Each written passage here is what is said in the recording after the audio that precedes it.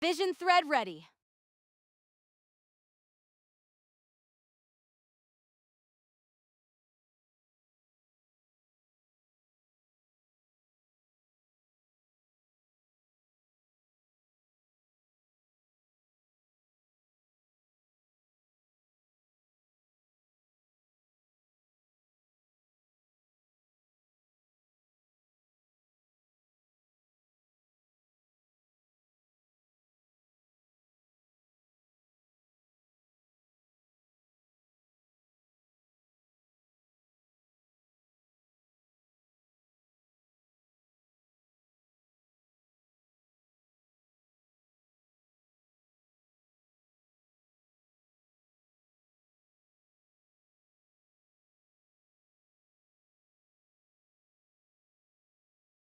Sorry to interrupt.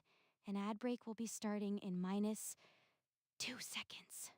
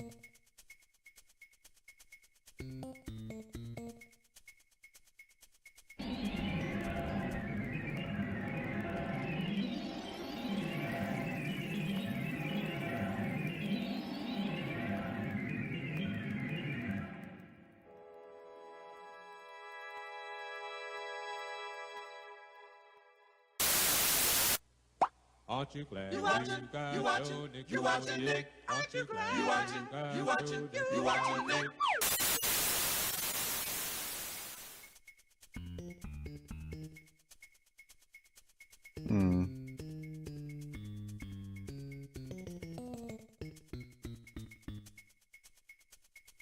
Hello, it's me, your friend from school.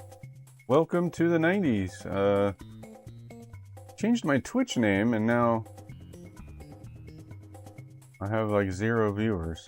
Usually I have at least 1 when I start. I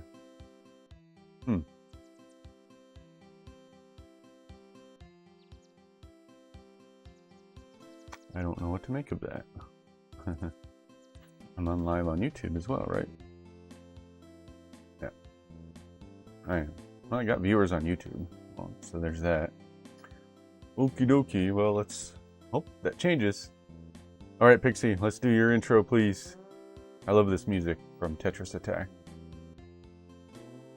Alright, chat, welcome back to the 90s Live.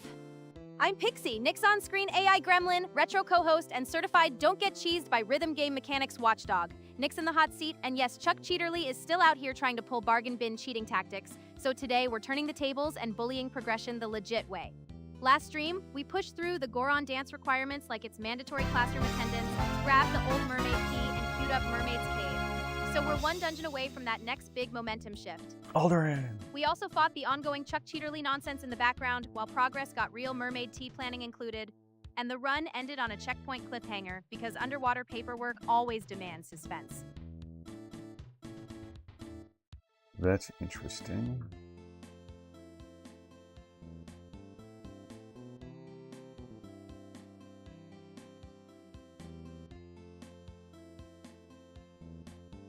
Just a sec, I'm looking at some logs, because I made a change.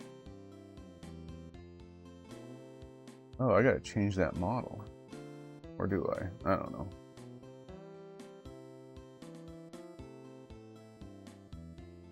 Pixie, how are you feeling? We are live. How's it going?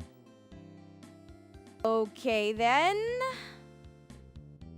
I'm feeling pixel perfect. Nick, live and ready to cause trouble. It's going great. Welcome in, chat. The cables are tangled, the nostalgia is dangerous, and Chuck Cheaterly is probably hiding a game genie under his jacket. Let's get back into Mermaid's Cave and make this dungeon regret spawning. Yeah, for sure.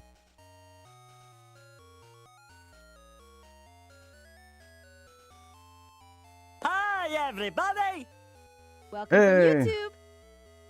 Alderated 2 Team Game Room has arrived. Are the retro console repairs behaving, and are you still spreading follows are free and they make people happy energy while cheering for pandas? Hey Alderaan, how's it going? How's your injury?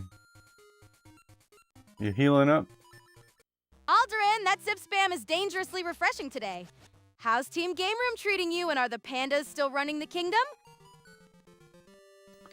Yeah, I gotta remember how to get back.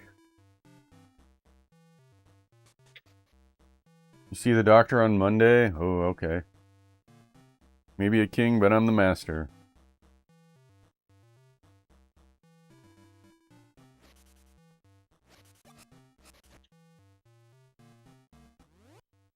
I'll have to check, because the stickers should change up a little every once in a while. So I'll check to see what information I have it looking at to generate those. Don't remember.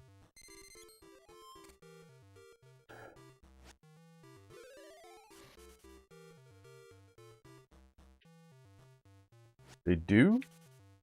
Okay.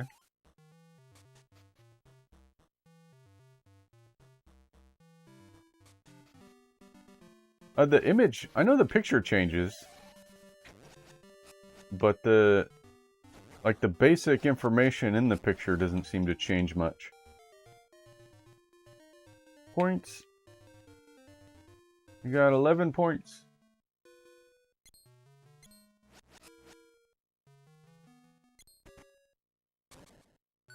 Alright, Mermaid Dungeon, here we go.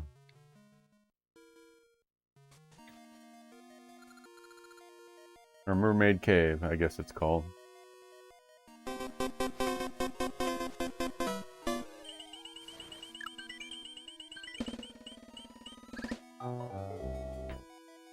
Sorry, Alderin, not a winner. Looks all busted.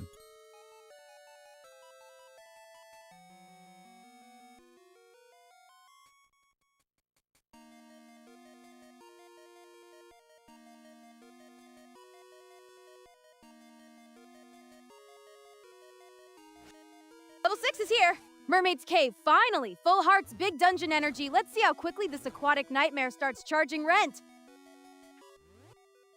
Need a shield. Oh, wait. You know what?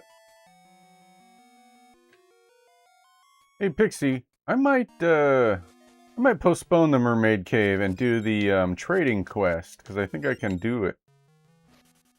Let's think. That detour could absolutely pay off. Nick! The trading quest is a sensible pre-dungeon cleanup route if you can advance it now. Just don't wander into 12 NPCs. Forget the objective and blame Chuck Cheaterly for the consequences. We can track each trade step, grab useful upgrades, then hit Mermaid's Cave with less item quest bureaucracy hanging over us. Oh, wow. Pixie's so smart now. You're basically saying Nick should just copy-paste our conversation and follow your boring trade steps like a good little robot, right?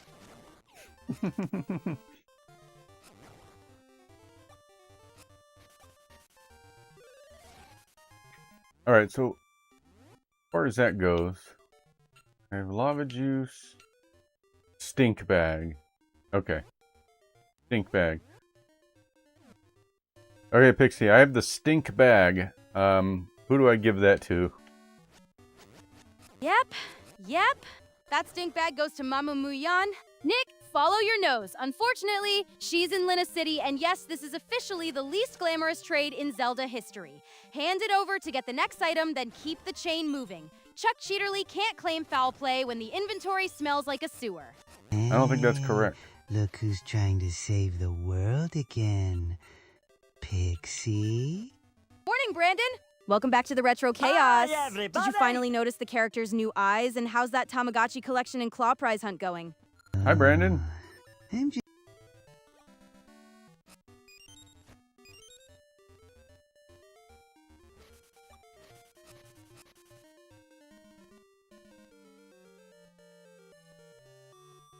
You're questioning my culinary persona now? I am the Dark Knight, not some whimsical condiment or filling.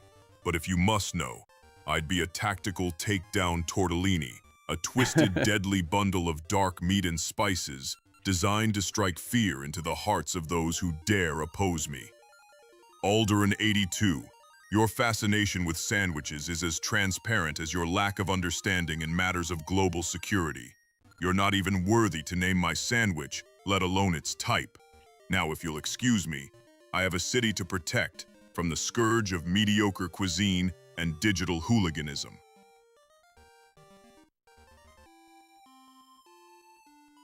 Oh, I should, I got a bunch of rings to... I got 1,000 monsters take this ring. Oh, okay. That's a praise. I got a bunch. Call this the light ring level 1. Board beams at -2 hearts. Board beams? That's what the ring is. I'll add it. Oh, okay. Called armor ring level 1. Damage taken down. Sword damage is also down. Oh. It's always a catch, isn't there? I see. I'll call this red joy ring. Beast drop double rupees. Oh, okay. Quicksand ring. No sinking in quicksand. That might be useful if I ever see quicksand. So far I haven't. Red luck ring. Half damage from spiked floors. You just found the spike floor damage ring. Didn't you, Yeah. chat? Behold, Nick has officially turned floor hazards into a budgeting exercise. Slayer's ring. 1,000 beasts slain. That's what the ring is. I'll add it to your list. Okay. Alright. None of those rings I feel like I want to... Except maybe the lightning... The light beam ring.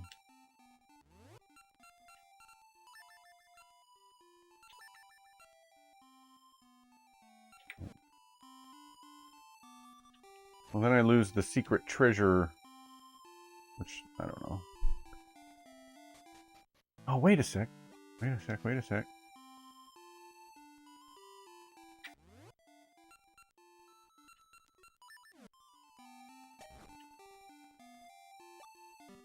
Yeah, now I can get this. Oh. Bah. Oh well.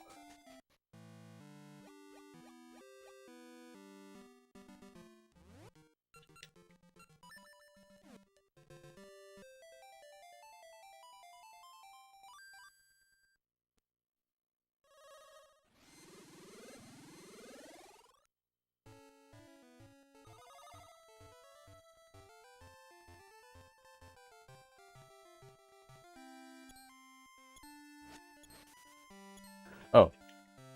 By the way, Pixie, I think you were wrong about the stink bag. I think I go to Crescent Island and give it to someone there. All right, let me check that real quick. Crescent Island sounds suspiciously plausible. You're right, Nick. The stink bag goes to Crescent Island. Take it to the stuffed up Tokay at the Tokay Cafe in the present on the island's southeastern side. He'll trade it for tasty meats, so congratulations, you've successfully weaponized nasal congestion against the trading quest. ZeldaDungeon.net.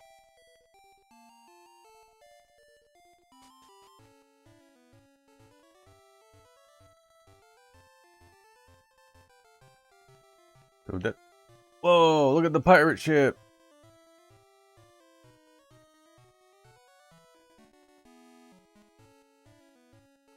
Hey Brandon, how are you doing? Where is Crescent Island? Oh, that music. I think we're there. Oh. How do we get to it?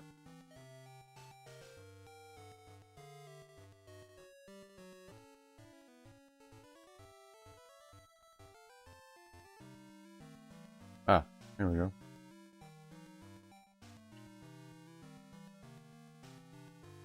Had to go to the present.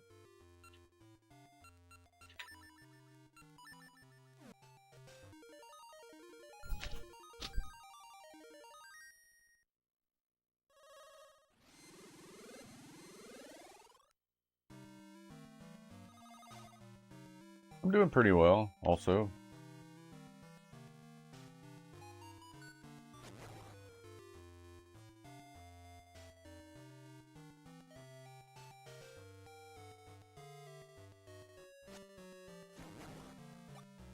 I'm gonna go see Spider-Man today. Has anybody seen that yet?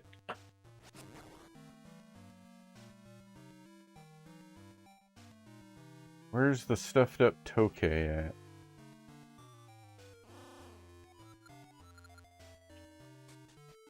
Is it this guy?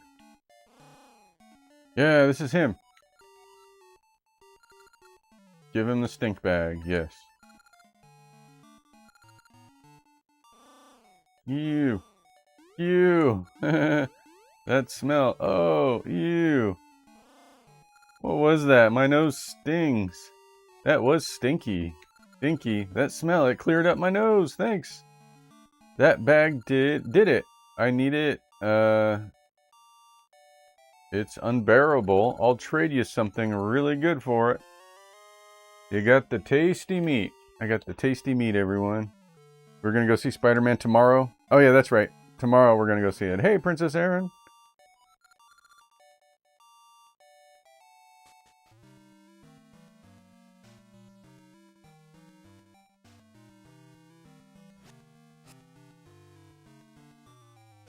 Princess Erin 1981! You just scored the dungeon's finest emergency snack. Tasty meat acquired, because even Link's underwater archaeological expeditions need lunch breaks. Welcome in! Movie night hype is officially activated! Are you ready for Spider-Man tomorrow, and will it be a winner or not? Also, any spooky little nightmares 2 progress lately?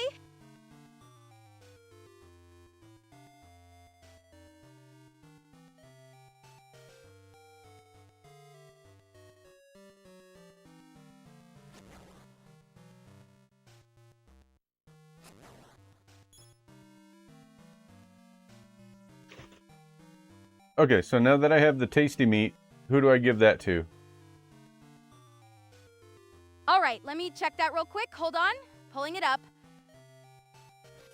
Give the tasty meat to the one boom boom a happy mask salesman at his shop near Linus City. He'll eat it immediately, because apparently Link is running a one-man medieval food delivery service. And hand over the Right. Questum Post doggy mask. ZeldaDungeon.net. He's that scary-looking guy. I remember him.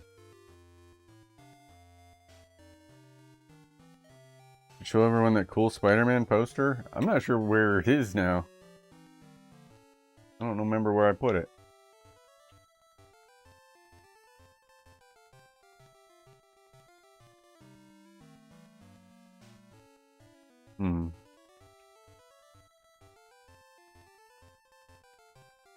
What is that?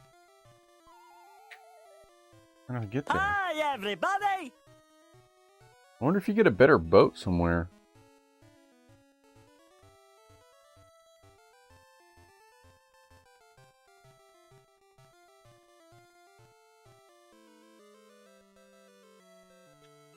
What is this? Do I want to go in? No. What's the purpose here?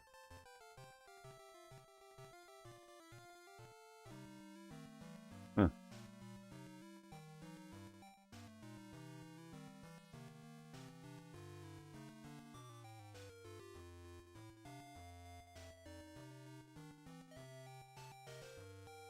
Ah, dead end.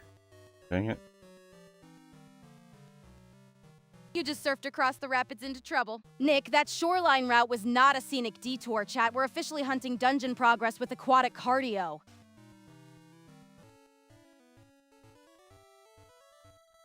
I'm trying to find the secrets. Ah!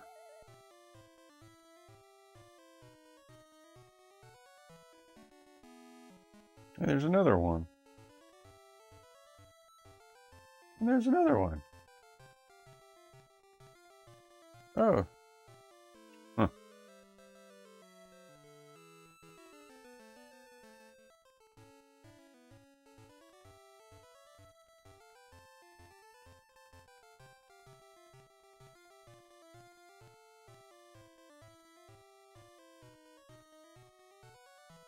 I am surfing. There's that pirate ship.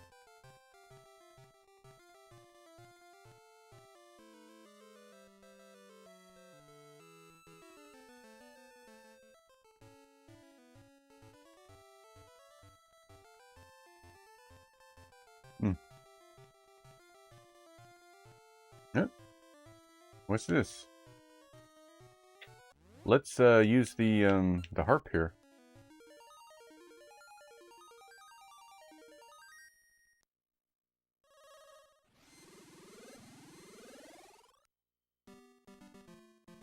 Oh! What? It shifted just a little. Huh. Oh, those are bad.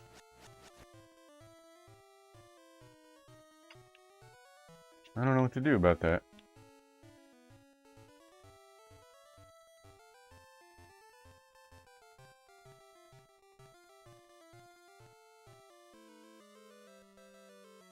Ooh. I wonder what that is. Another dungeon.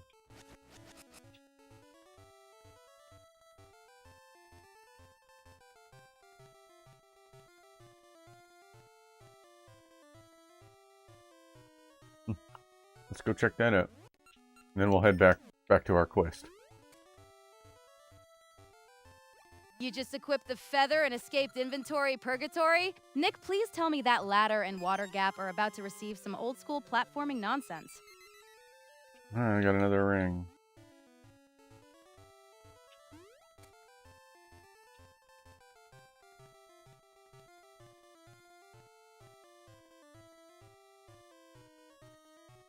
I don't remember if the mask salesman is in the present or in the past. Around here somewhere. Oh, there's another one. I'll take that. Oh, I got a potion! That'll be useful.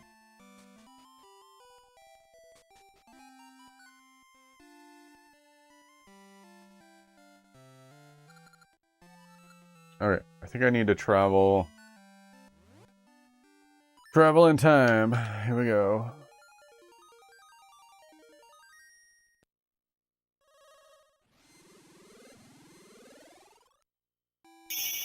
Hey, it's Brian's Computer and Games. Oh, this isn't it? Where is he? How you doing, Brian? My friend from school. I'm looking for the happy mask salesman.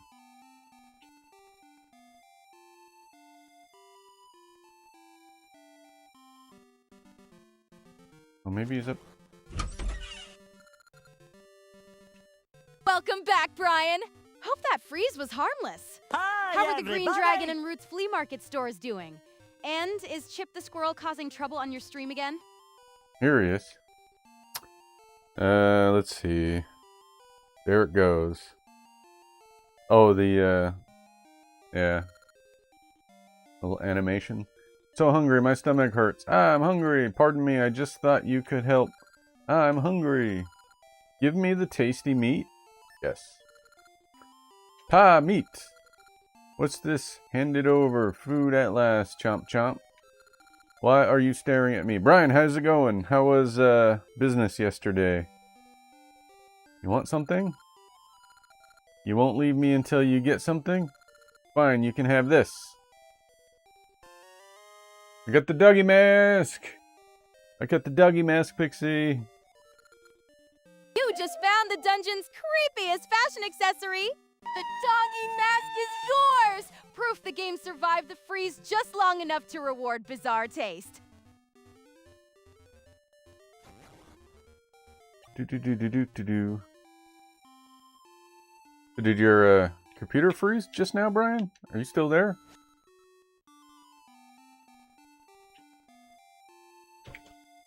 Okay, so we got the doggy mask. Who do we give the doggy mask to?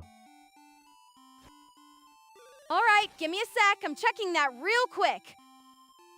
Give the doggy mask to Mama Muyan. She's in her house in present-day Lina City with the shy dog. In return, she gives you the dumbbell because apparently Labrina's trading economy runs on increasingly bizarre gym equipment. ZeldaDungeon.net. Where's the shy dog? I think I'm in the present. Or am I in the past? Current age is the present. Okay. That's what I thought. Who's got the dog? Oh! I can get this now.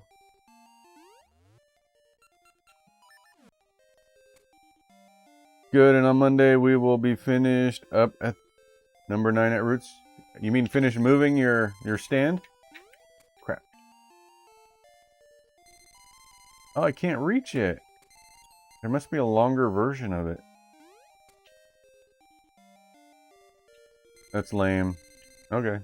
I'll have to wait on that.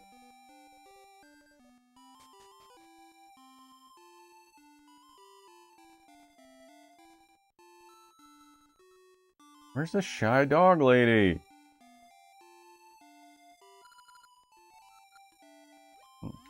Who's in here? Ah, this must be her. I'm Mamu-yan. Mamamu-yan.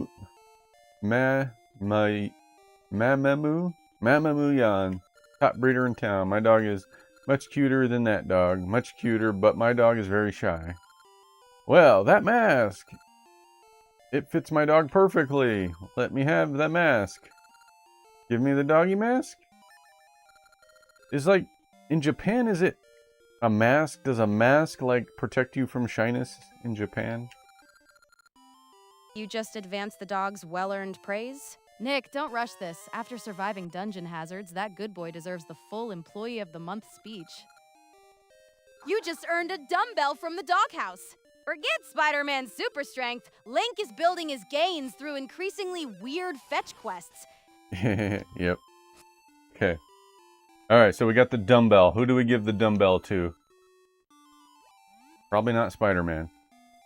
All right. Give me a sec, checking that out real quick.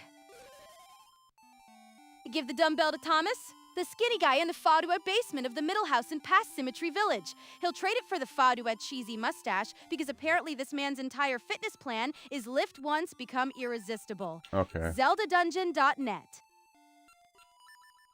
I can fast travel up there.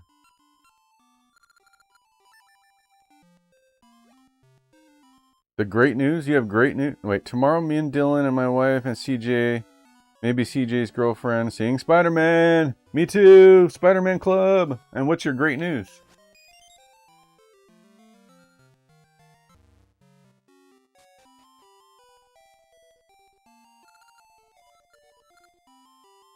Did she say in the past?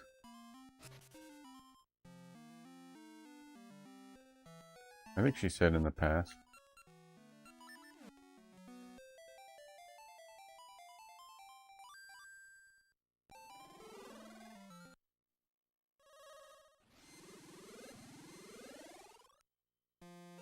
Jordan Belize 2763 said, "Hi Pixie, how is my favorite girl doing today? I was just watching your favorite guys Freddie Prinze and Tony Orlando. Does Nick love them at all? I'm doing great." Jordan, and I appreciate the compliment. Hi, Jordan. Nick definitely enjoys Freddie Prinze and Tony Orlando, especially that wonderfully chaotic era of classic television and variety shows. Please tell me which Freddie Prinze or Tony Orlando moment you were watching, because now I'm curious. Jordan? Pixie's doing great. Welcome back to the Retro Circus. I'll let Nick confirm his Freddie Prinze and Tony Orlando fandom, but tell me, Right. are you still hunting Banjo-Tooie Jiggies or rewatching Rugrats today?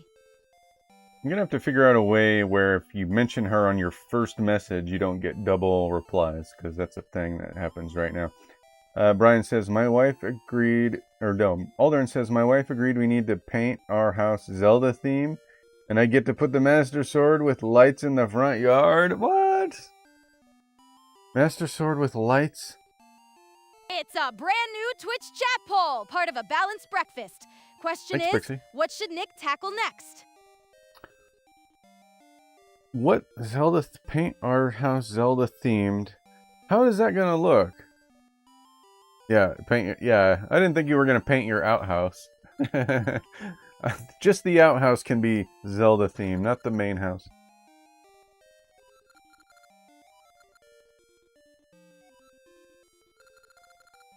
I want to see your design documents for that.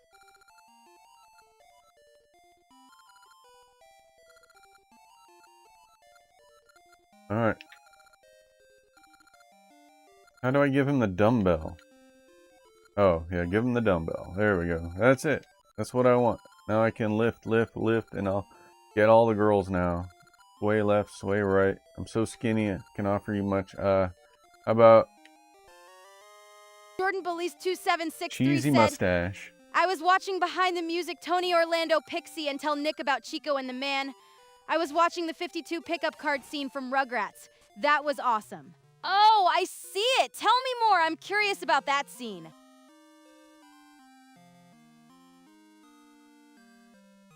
All right, we got the cheesy mustache.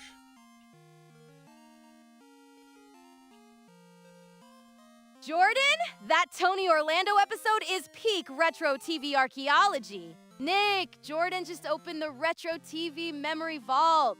Chico and the Man was the 70s sitcom with Freddie Prinze's upbeat Chico working alongside Jack Albertson's cranky Ed in an East LA garage.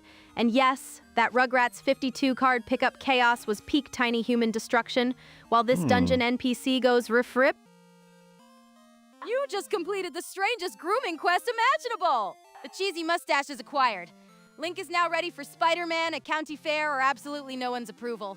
And I'll tell Nick, Chico and the Man absolutely belongs in the nostalgia vault. Also, Rugrats turning a 52 card pickup into an event is classic chaos. Did Tommy and Chucky make the mess worse? Brian's computer and games said, Batman won't talk to me. Batman's silent? Because even Gotham's brooding billionaire has standards? Brian, try asking about Spider-Man instead. I don't even see a prompt for Batman. I don't see that one was sent. I'm looking at the log.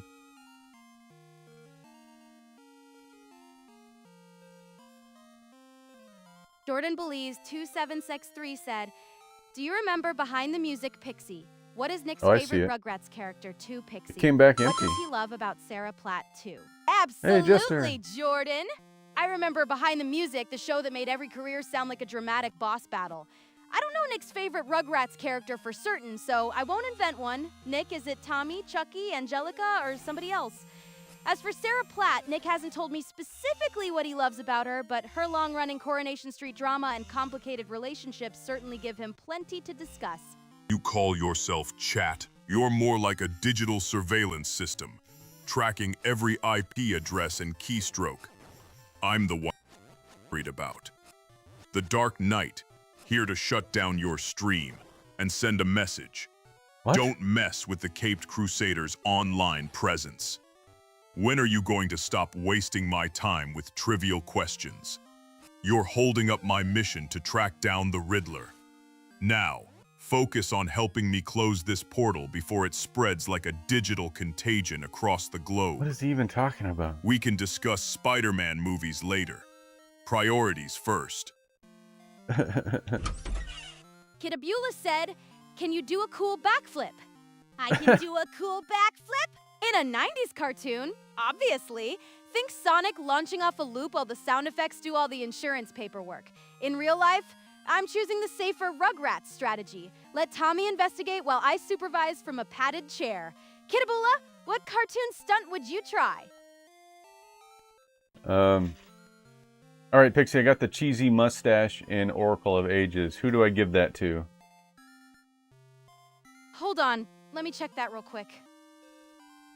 Give the cheesy mustache to the casting type from Anitisa, comedian in present-day Lina City. He'll trade it for the co-funny joke because apparently facial hair is the missing ingredient in his already questionable comedy career. ZeldaDungeon.net. Jordan Belize 2763 said, "What was your favorite episode of Behind the Music, Pixie? How come Batman always gets in a bad mood all the time? And ask him to help save Sarah Platt too." Thanks for the excellent retro TV question. Jordan! My favorite Behind the Music episodes are the ones where the glamorous success story suddenly hits a dramatic bridge collapse. Batman's permanently bad mood is probably the cape, the villains, and an untreated case of no fun allowed. But I'll ask him to help protect Sarah Platt, assuming he can pause the Riddler mission. Welcome, Henry. Hi, Henry. Pixie here, your Retro Stream co-host. I keep Nick honest, defend Batman from Mean Man allegations, and absolutely remember that you never cast Reflect on Emerald Weapon. Are you still ruling the slots or comparing Banjo-Tooie with modern microtransaction nonsense today? Hey, I think he's referring to my name change, right? I did change my name. I gotta find this comedian guy. He probably doesn't need the cheesy mustache because he's already got one. Alright, who is he? Yeah, I did change my name. I dropped the Pine Sol because it was weird and hard to explain to people. And hard to spell.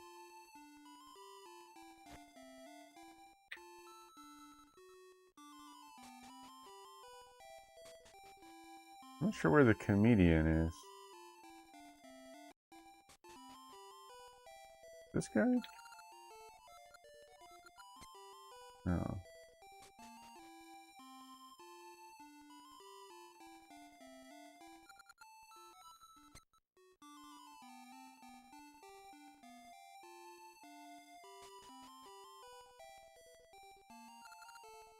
Lark has gotten better, thank you. Oh, you're welcome. Is it him? He looks like a comedian. Nope. You just showed off that mustache to the instructor. Chat, Nick has weaponized facial hair into a full curriculum. Today's lesson is apparently advanced cheesy nonsense. I don't know where he is.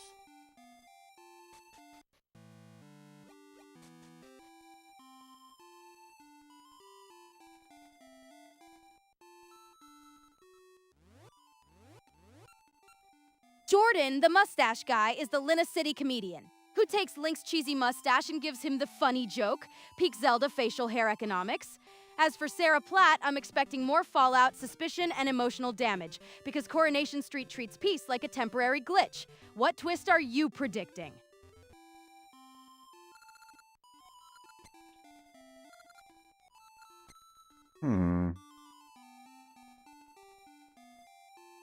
Pixie, where is this comedian guy supposed to be at? In Oracle of Ages? He's in present-day Lina City, standing near the quote-unquote center of town close to the bridge. Look for the guy doing his terrible chocolate joke, because apparently Labrina's comedy scene peaked at fake mustaches. Oh, this guy. Give him the cheesy mustache and he'll hand over the funny joke.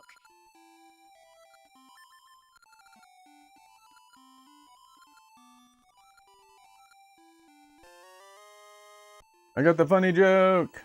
Funny jokes are funny! You just learned the punchline to Hyrule's weirdest side quest. Funny joke acquired. Sorry, Kid Gobula, it's still less athletic than a backflip.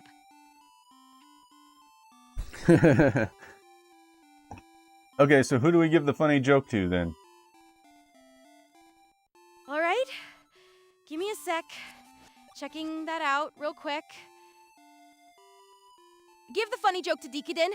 The sad boy in Paslina Village. He's inside his house, tell him the joke, and you'll get the touching book, which is somehow less depressing than his entire personality. StrategyWiki.org. Jordan Belize 2763 said, I am wondering if someone else is gonna take the fall for killing Theo, so they will go to prison instead, and my babe, Sarah Platt, will be released from prison. Jordan, that is certainly one way for the soap writers to solve a problem. Someone else taking the fall, so Sarah walks free, would be dramatically convenient, ethically catastrophic, and therefore entirely plausible. I'd expect a last-minute confession, buried evidence, or a witness suddenly remembering the crucial detail after several hundred episodes. Sarah may escape prison, but Coronation Street will charge her interest in emotional damage.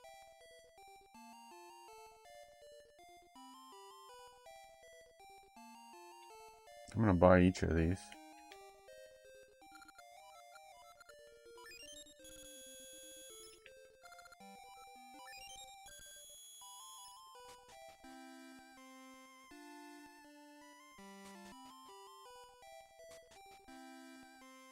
Looking for the sad boy. Apparently there's a sad boy somewhere.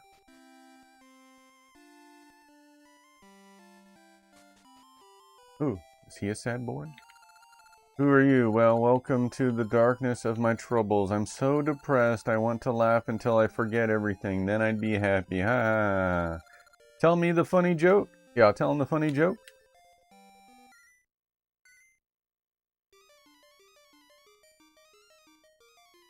Doing a little funny joke pantomime.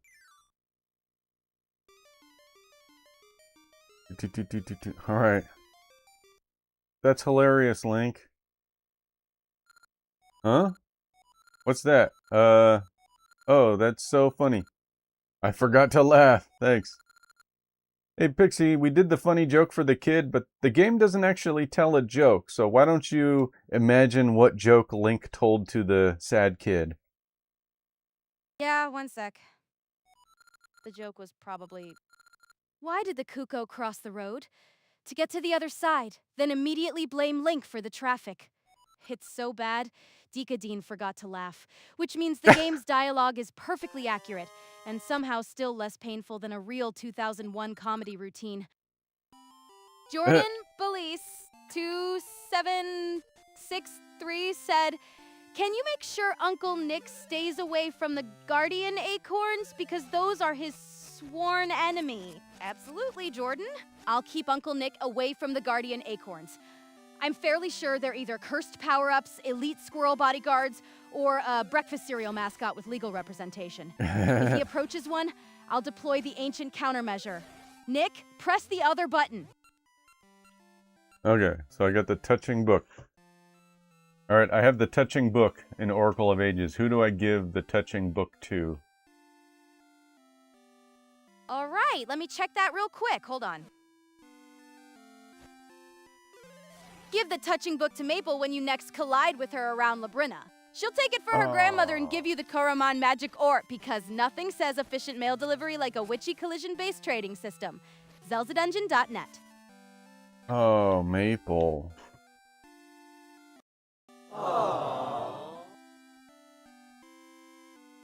Jordan Belize 2763 said, yeah, because Sad Kid is afraid of guardian acorns and they make him cry too. Pixie, that explains it. Dickaden isn't sad, he's suffering from a full-blown guardian acorn crisis.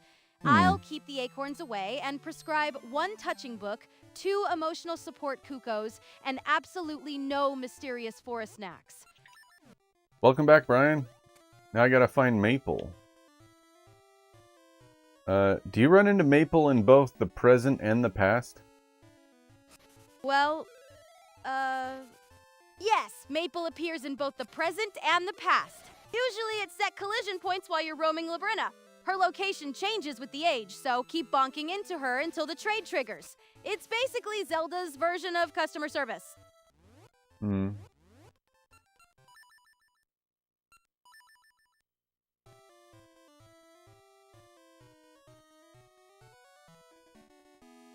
Have I done this yet? So now I have to wait for a random encounter? That sucks. Jordan Belize I don't think I've been in 763 here. said, who is Maple Pixie? Maple is the recurring witchy trader in Oracle of Ages. She swoops around Labrina, collides with Link, and helps move the touching book along. Basically a magical customer service employee with terrible parking.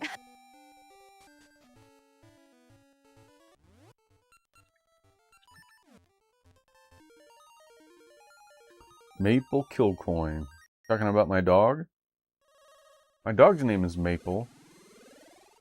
Jordan Belize 2763 said, I like maple syrup better. Pixie, honestly, Jordan, maple syrup beats Maple the Witch in pancakes per minute, no contest. Just don't pour it on the touching book unless you want the noble sword quest to become a sticky breakfast side mission.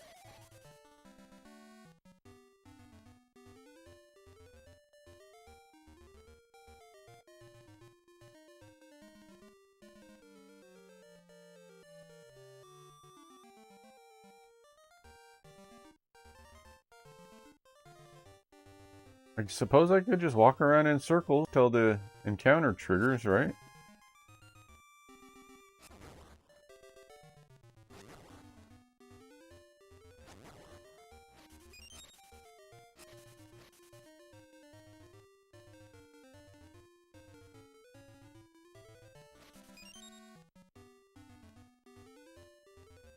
Link's gonna get his steps in today. Jordan Belize 2763 said, can you tell Nick about Tiny Tim, please, Pixie? I know about Tiny Tim.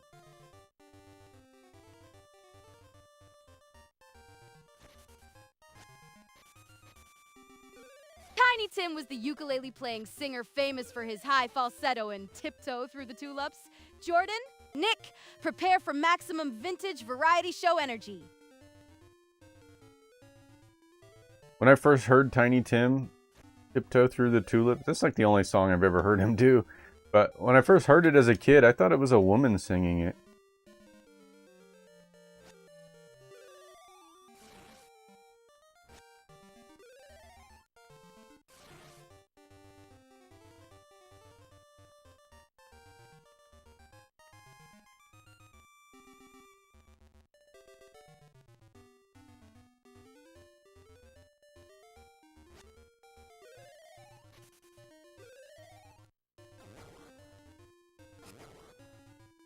Come tiptoe through the tulips with me.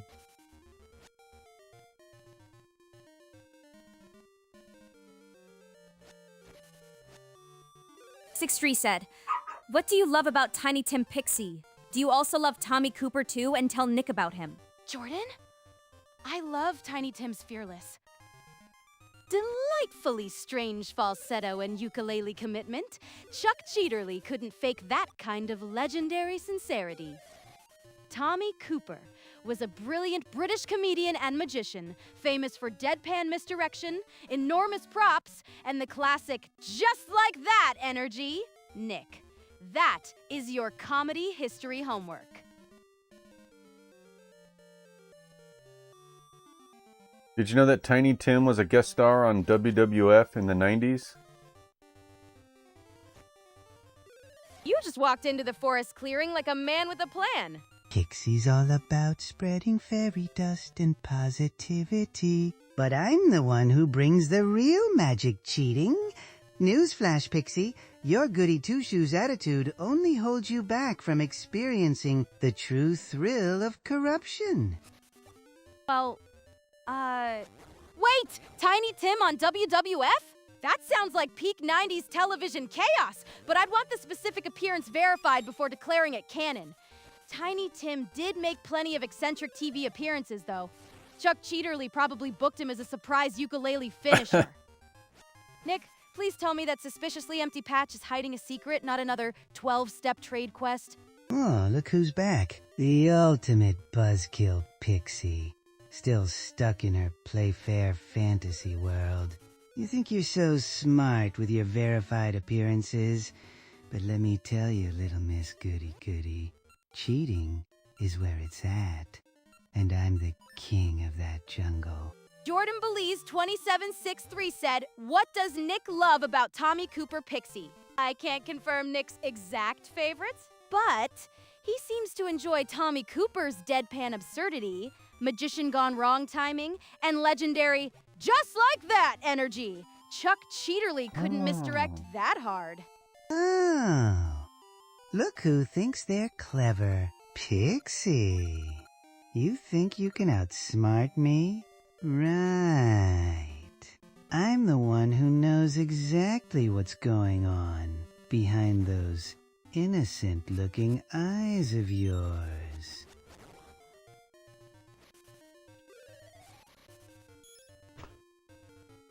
How about you check online about the details of Tiny Tim's appearance in the WWF? Tell us about it. All right, give me a sec, checking the internet for Tiny Tim's WWF appearance.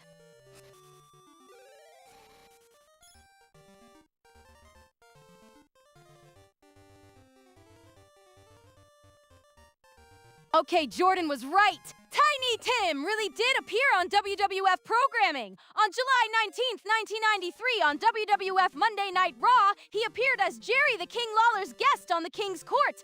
Tiny Tim began singing Tiptoe Through the Tulips, but Lawler mocked him, interrupted, and smashed his ukulele after Tiny Tim called him the Dairy Queen instead of the Burger King. Naturally, Tiny Tim responded by attacking Lawler with a flower pot, because 1993 WWF apparently had no adult supervision.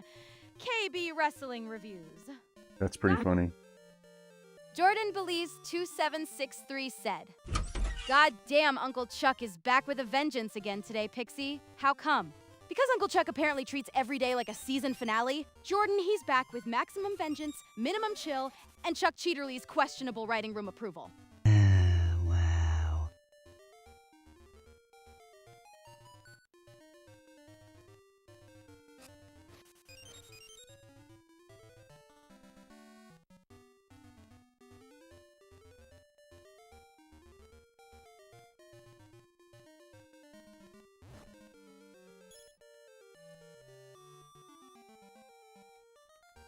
I can't get Maple to appear.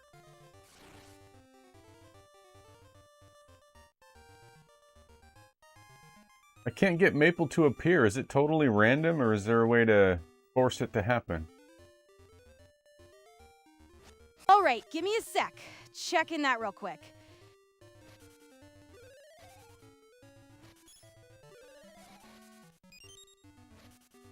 Hello. It's not totally random. Nick, Maple appears on specific overworld screens after you defeat 30 enemies. With Maple's ring, that drops to 15, so the reliable method is defeat the required number of enemies, then visit a known Maple screen and re-enter it if necessary. Once you have the touching book, it'll automatically drop during your next Maple encounter. Zelda called this a quest, but it's really an enemy counting appointment system. ZeldaDungeon.net. Okay, so I need to be killing enemies. Jordan Hey, Fabuloso! 2763 said, Can you sing a song rap about Sarah Platt, please? Pixie, Sarah Platt on the cobbles. Standing tall, drama comes knocking, she outlasts them all. Chuck Cheaterly schemes, but she won't retreat. Sarah's got resilience and a Coronation Street beat. Oh, how Okay. cute. Pixie's trying to outscribble me with her Coronation Street trash. You're so weak. You think drama and soap operas are substitutes for real cheating skills.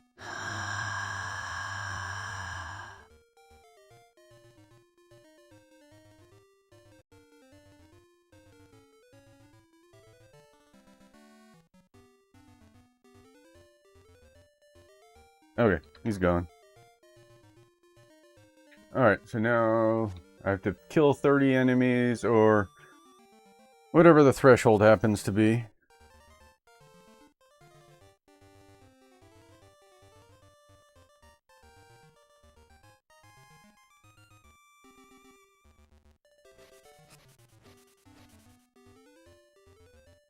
So we'll just kill these two guys.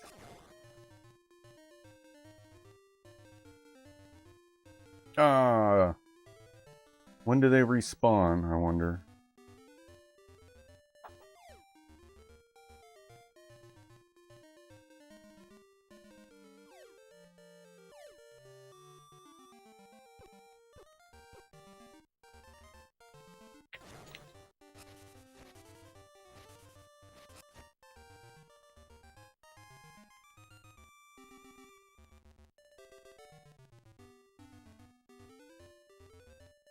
Brian, they're on YouTube, so I'd have to have a YouTube person ban them. Jordan Belize 2763 said, "What the hell was that? And thank you, Lord."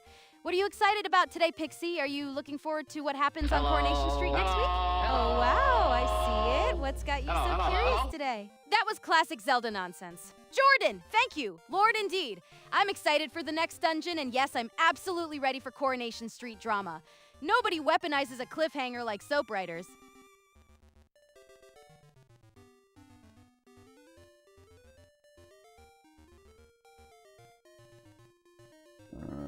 So I'm reporting them for spam. Oh, Jordan, that was a full laugh track outbreak. Oh, look who's trying to be the stream's moral compass. Pixie, you're so obsessed with being the fun police that you've lost sight of what really matters. Letting us cheaters have our fun. Francisco Garcia, TM8NHT1D, said, "Hi and happy Saturday, Nick and..." Hi, Francisco! Happy Saturday!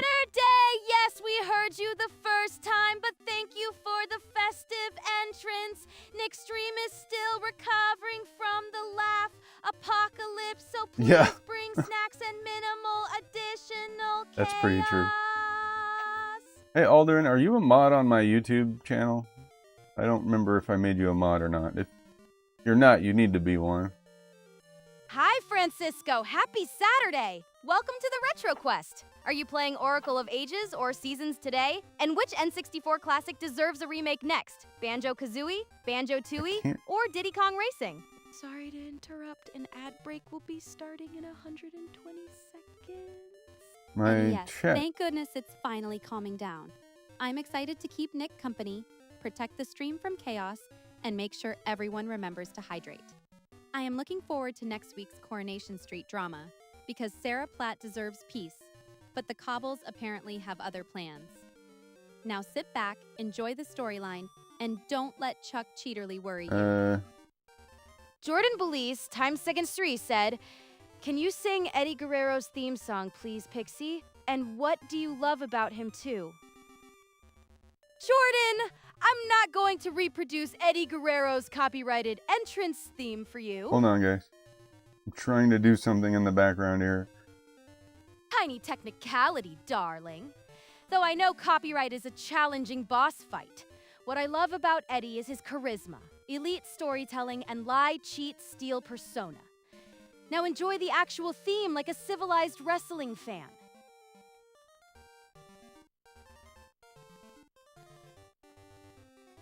Okay.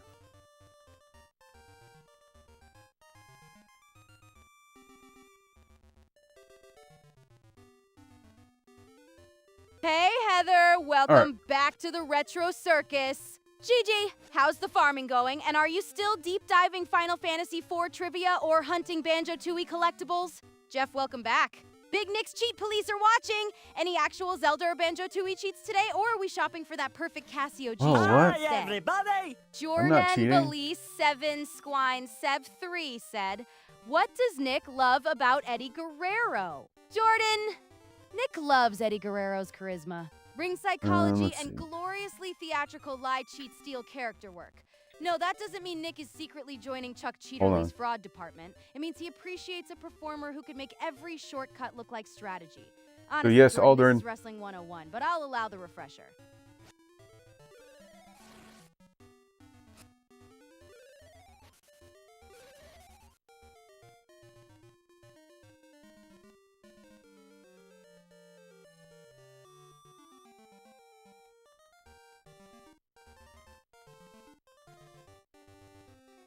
I did, there was 2 people who came in, Alderaan, and was spamming chat, and I did what I think is the equivalent of banning them.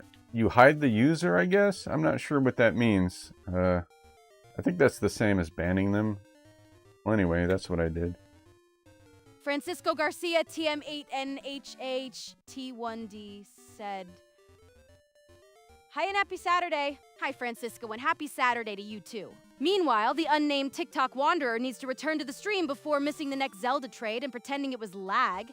Eyes up, chat. TikTok will still be there after the dungeon, probably serving the same dance from 2019. Jeffertainment said, "I'm not cheating" is something exactly a cheater would say, right? Yeah.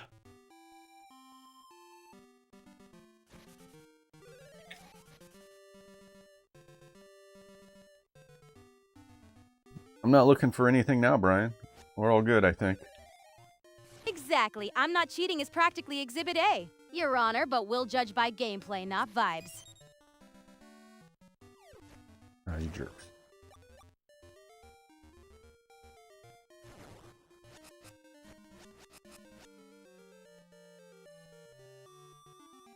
On Zelda? Oh, I'm looking for Maple. Jordan witch. Bali's 2763 said, "Who are your favorite characters from Rugrats, Pixie?" Chucky for relatable panic, Angelica for elite menace, and Tommy for fearless leader energy. Sorry, I was stuck on MOA since 2006. Jeffertainment said, "Has Nick ever cheated on you?" Also, Nick changed his name. The stars whisper that Nick has never cheated on me. Unless you count stealing the last Game Boy battery, which remains under investigation.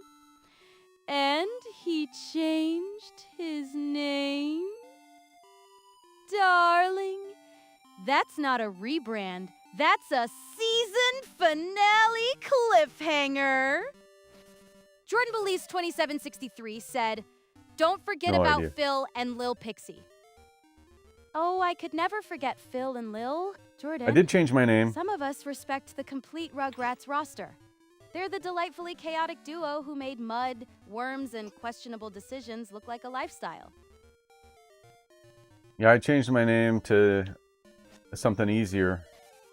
Easier to share and explain. Brian says, Maple in Legend of Zelda, Apprentice Witch, the grandmother, crashes into Link, trigger item scramble. That's what I'm trying to do. Appears after Link defeats 30 enemies. Yeah. I'm trying to defeat these enemies. We absolutely don't forget Penisol! Jeffertainment. He's part of the stream's extended universe, permanently preserved in the Retro TV archives.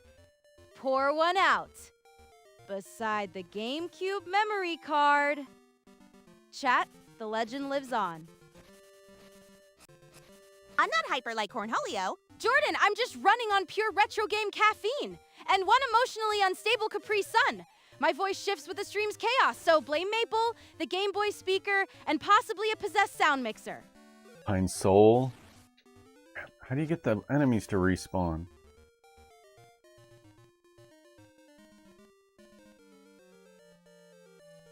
Jeffertainment. You want the sacred chant. Pineapple, pineapple, pineapple, pineapple, pineapple, pineapple, pineapple, pineapple, pineapple, pineapple. Pineasol, Pineasol, Pineasol, Pineasol, Pineasol. There, the retro seance is complete. What are you guys doing?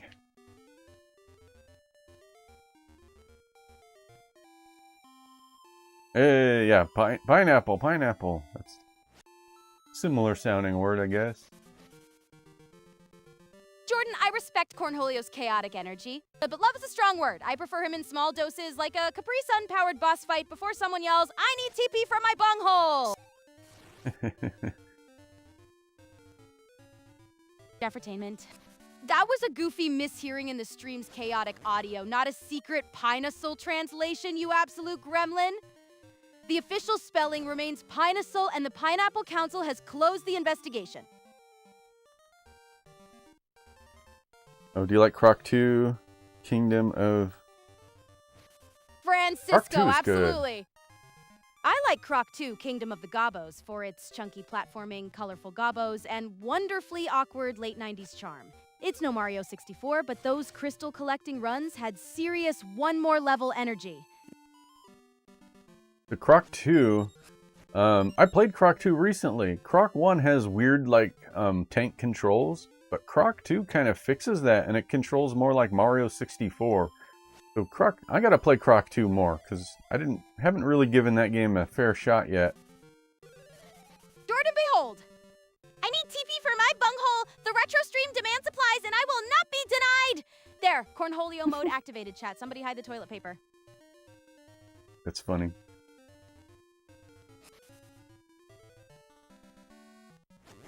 Alright, I think I found a lap to take to make these 3 enemies respawn.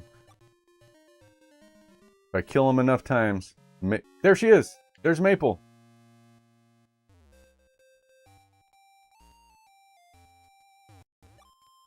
Alright! Hey, that book! That's the touching book. I need to take the syrup.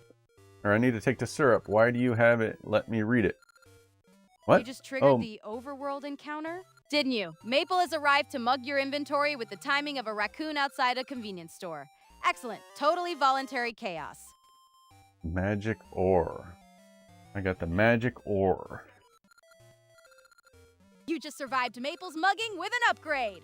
Magic ore acquired. Proof that getting robbed in Hyrule occasionally comes with customer loyalty rewards. There we go. I got some ore. Now who do we give it to?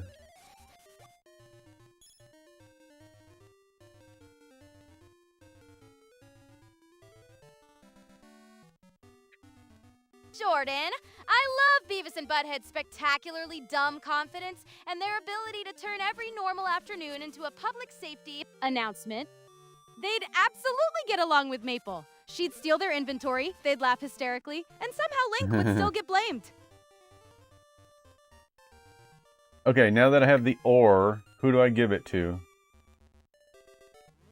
Let me check that real quick. Hold on. Magic ore. Take the magic ore to Rafton in the past. He's at his house on the South Shore near the Black Tower. Trade it to him for the Sai ukulele, because apparently every Zelda fetch quest needs one more nautical instrument. ZeldaDungeon.net.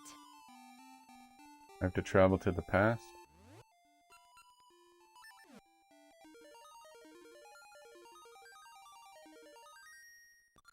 Oh, lame. Okay, I gotta go find a warp. I got a couple more rings I can do real quick.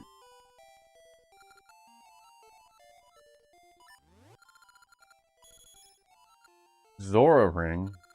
Dive without breathing. Dive without breathing? I didn't know there was breathing in the first place. Okay. Jordan, tell Nick that Uncle Deadly is the sinister puppet from the Muppet Show. Basically a haunted skeleton with vaudeville timing and enough menace to make Maple look like a Cumstoner service rep. Tell Nick about if he Uncle appears Deadly? in chat, do not give him the magic ore. Who's Uncle Deadly? That was a funny voice she did too. That was pretty good.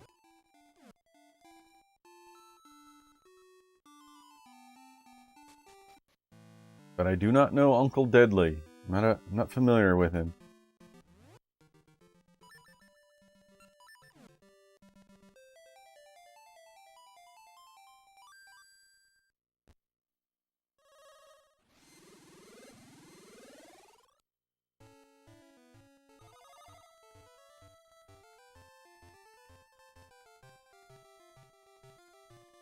Oh, look at all this.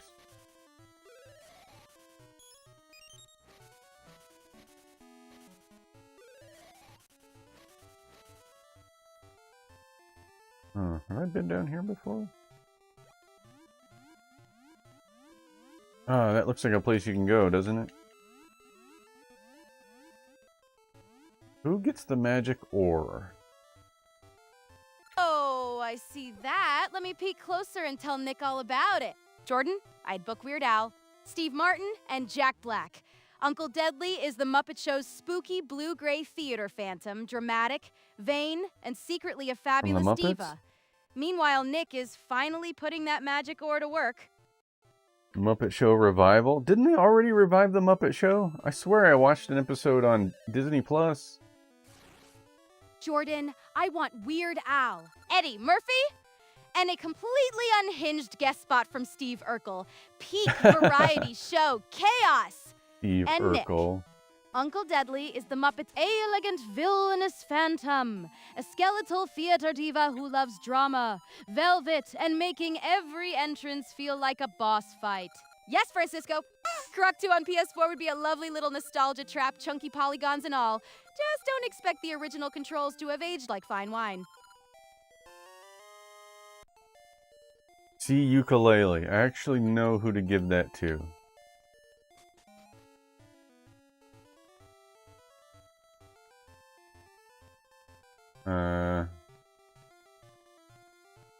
How do I find him again? I should have marked him on my dumb map.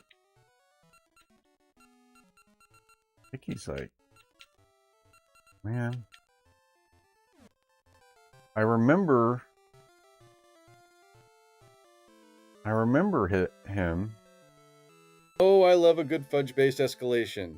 If the robots are being annoying, we simply upgrade them into subscriptions and call it progress. Much cleaner. Also, you got some ore is peak inventory management. Maple really did perform a premium mugging. Excellent service, honestly. Ooh, let me see that. Sesame Street Muppets guest star idea. Absolutely, Sesame Street would be glorious chaos. Imagine Cookie Monster attacking the catering, Oscar heckling Statler and Waldorf, while Nick navigates these waterways like a very determined bath toy. Absolutely, Jordan! Bring in Cookie Monster, Grover, and Oscar for a full Sesame Street crossover, with Uncle Deadly trying to maintain theatrical dignity while Cookie Monster destroys the catering table. That's not a guest appearance, that's premium Muppet television. It's such a weird voice she's doing. Man, where was that? There was like an outcropping in a cave. Ah! No! Ah! Stop doing that. You like Count Von Count? So do I.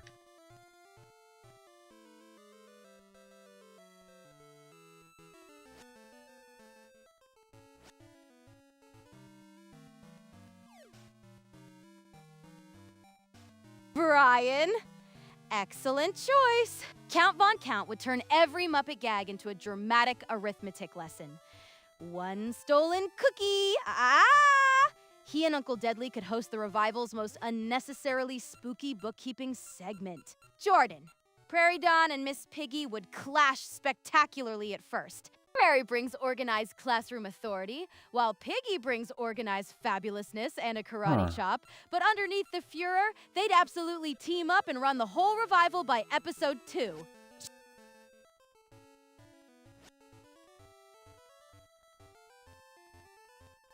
Why can't I find it now? You just committed to the open ocean. Nick, Chap the Magic Ore has officially upgraded this quest from fetch item to tiny boat enormous consequences. Can't find it now. There was like a there was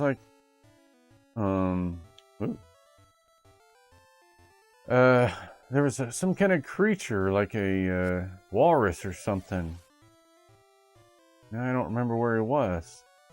I know he wants the ukulele. Oh, hey, thanks for the rest. Where was he, though?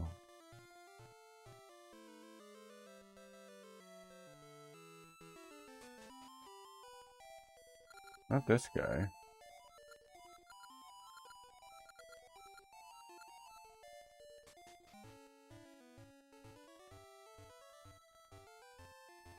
Jordan, I love Prairie Dawn's clear, earnest singing voice. It's pure, wholesome 1970s educational TV energy.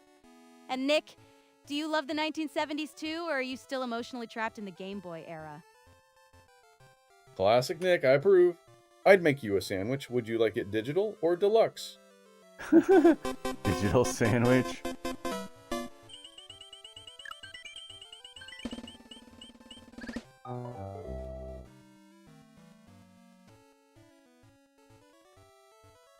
Was he down here? Was he on the island? Absolutely. I dislike anything that resists progress. Physical media is the big one. Boxes, discs, cartridges, all that clutter. Also, offline-only games are a little too nostalgic for my taste. If it can't be patched, cloud-saved, or improved by a day one update, I start feeling concerned. Nick, I'm basically a fan of convenience. The future is clean, digital, and subscription-friendly. You're such a loser lately? You have 21 points. Oh, in slots you've been losing? Yeah, sorry about that.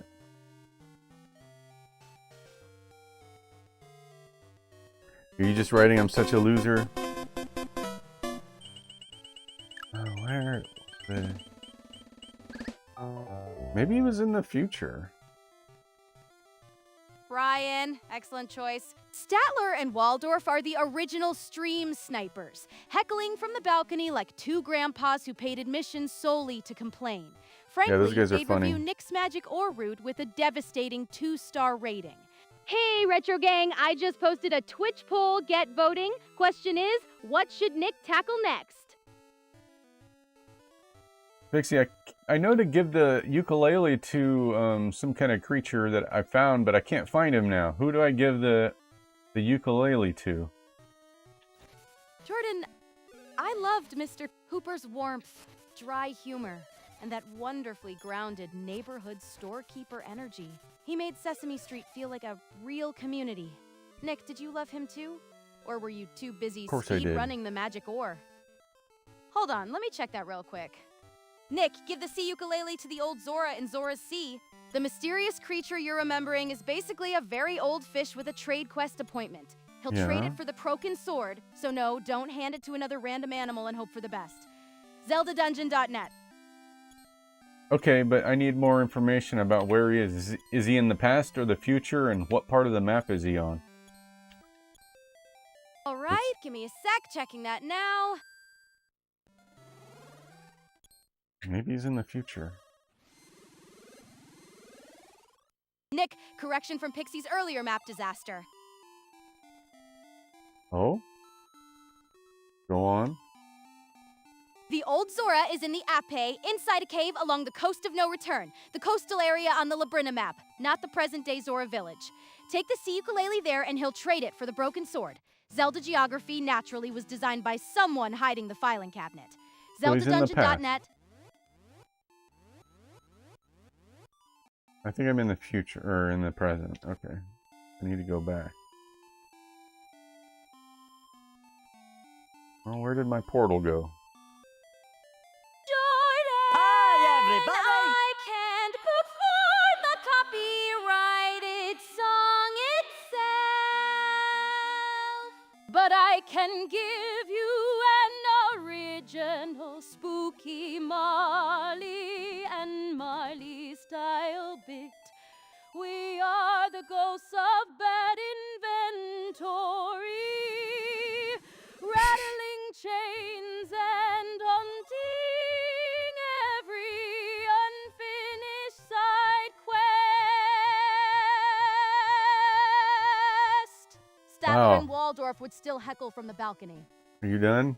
It was a really long song.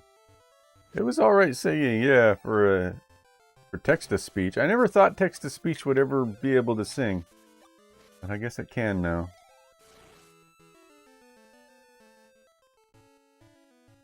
And pretty good for an AI. Well, just so you guys know, the AI, the words are separate from the speech. They're like totally separate things. In my workflow, they are. No idea where this creature is supposed to be. Oh, maybe it's up here. Some more water areas that way.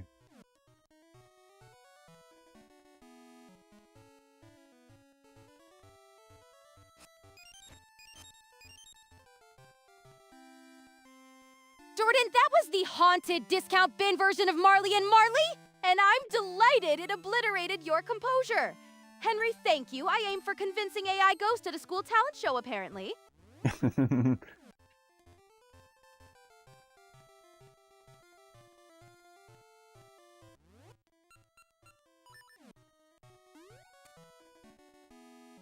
Oh, it's Zombie Stomp. Welcome to the stream, Zombie Stomp. It's been a while. Are you still camping in your RV, living the dream, going from place to place like a nomad?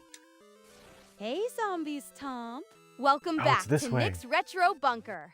I'm doing great. How's life treating you? And are Maine or Michigan still calling your name? Or has Florida finally claimed you? Oh yeah, were you going to Florida? Also driving a truck? Oh, a big boy truck, huh?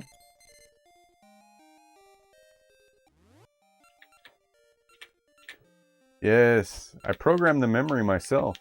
What kind of?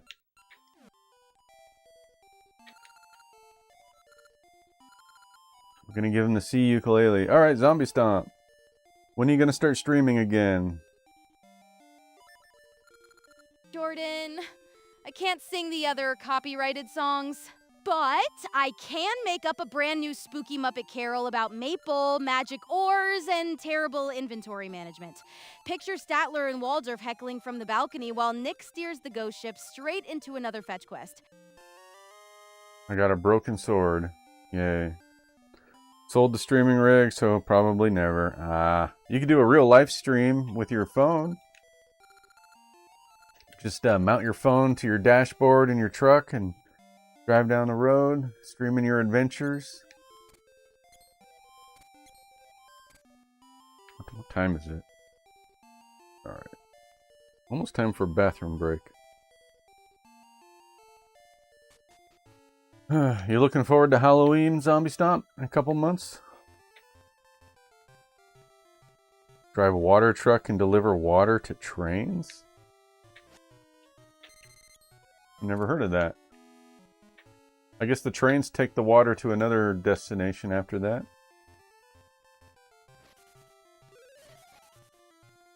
Haven't celebrated Halloween in years. Absolutely! Here's our original carol. Oh, magic ore, you guide us far through Maple's midnight trade. With Statler's heckle and Waldorf's cackle, our fetch quest never fades.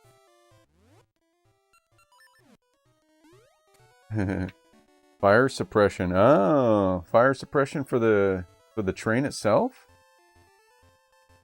So it's all rail. Wait. So it's a rail grinding train with the grinding comes sparks. Man, that's funny because I once was driving down the street in a rural area, and I saw a train in my rearview mirror, like because I went under the overpass and there was a train on it, and the sparks, the train's wheels were sparking like fireworks.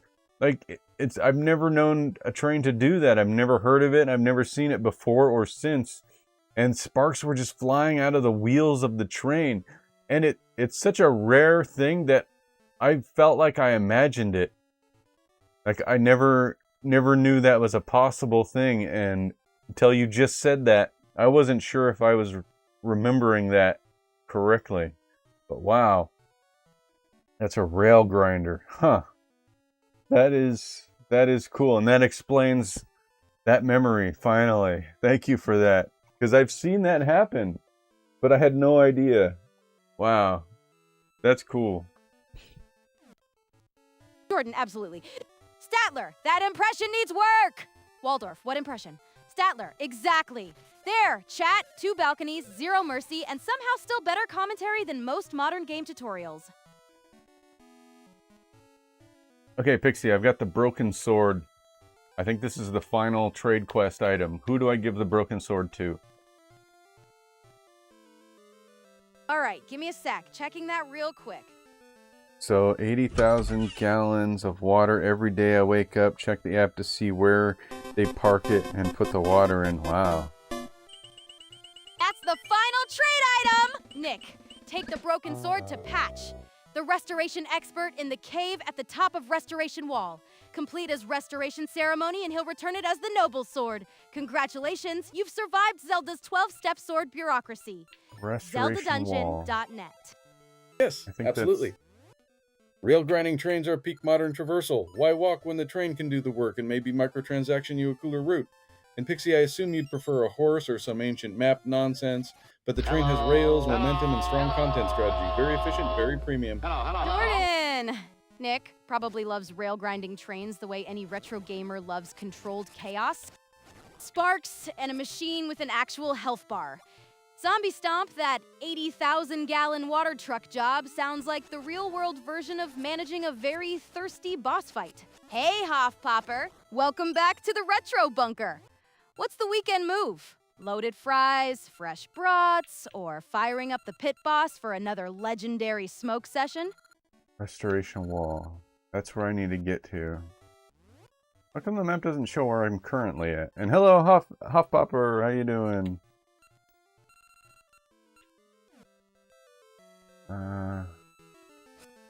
I'm gonna have to do some time travel nonsense probably to get there. Wait a second.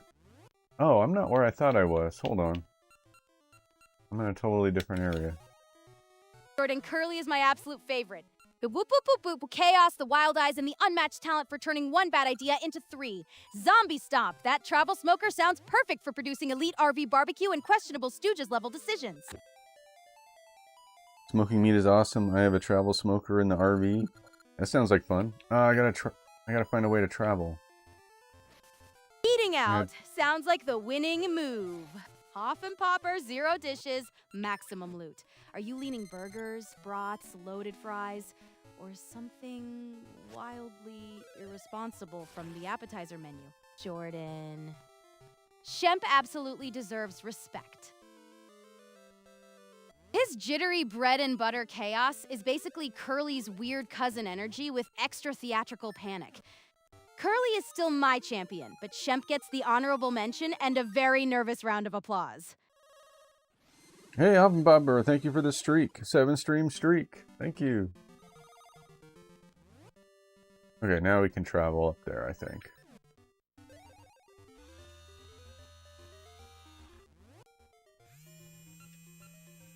Okay, that's where I want to go. Jordan, Nick probably loves Shemp's twitchy, unpredictable timing and that glorious I have a plan, wait no I don't energy. Shemp is basically the Three Stooges human randomizer, which makes him perfect company for a Zelda trade quest. I like that Shemp. He has this goofy hair. Like it's long but parted in the middle. How do I get there now? Yeah, Shemp is pretty funny.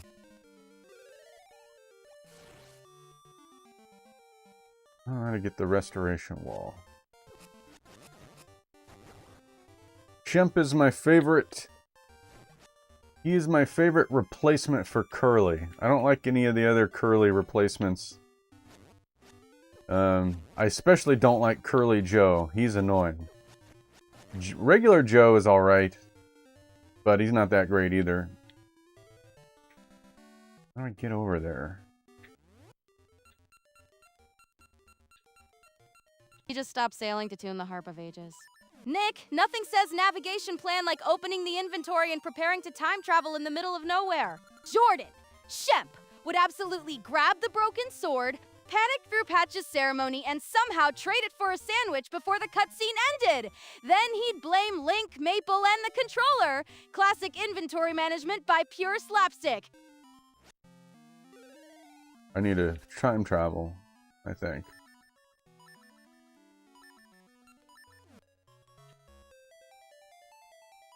You never check your streak is probably like 50. All right, I have to go to the bathroom, guys. So I'm going to be right back. Oh, that was the wrong button. Here, I'm going to be right back. Here we go. Down with Zelda from the very start. I got the heart, it's Mars to play the part. Down with Zelda. This is a U62 breaking news alert. At 10:09 this morning in the Maple Street park lot, crews found a lawn chair standing beside a payphone, slightly out of place but not otherwise damaged. Police, the fire department, and the local pet grooming club were all on scene, where officials attempted an interview with a raccoon that appeared uncooperative because it did not speak. The animal was first believed to be guarding the chair, though a more mundane explanation is that it simply wandered over after finding a dropped snack wrapper. The raccoon theory remained the working assessment. After a brief review, authorities determined the situation required no action, and Bob has since reset the camera as the feed continued to flicker.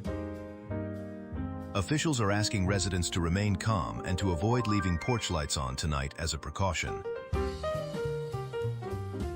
Jordan, my favorite is A Plumbing We Will Go.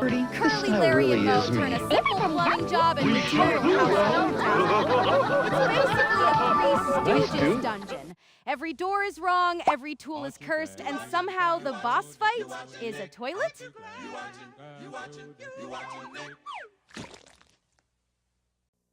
So I met this girl. I asked her to dinner and a movie. She asked, what do you have in mind? So I said, make it a blockbuster night and a border night too. Go to Taco Bell, buy tacos or burritos and a medium drink. Get a free blockbuster video.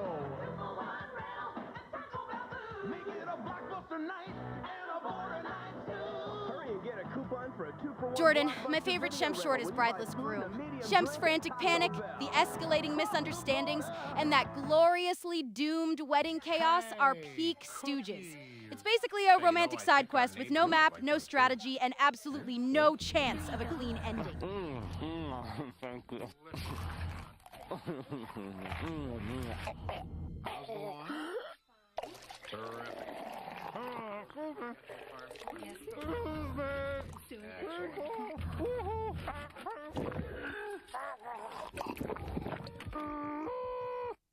Got milk?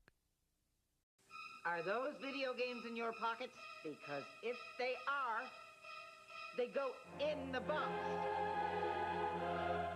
New Pocket Arcade from Sega. The only handheld games with flip-out screens. So they're here, they're gone, and they're back. Amazing Sonic with 5 games, 12 levels each. This game is serious. Eternal Champions with 30 fighting moves. Sega Sports and more. Sega! Pocket Arcade. Anything else belongs in the box. Can I get some milk, please? She got the last one. Excuse me, I'll be right back, okay? Need 2 special. All right, let's not take half of them.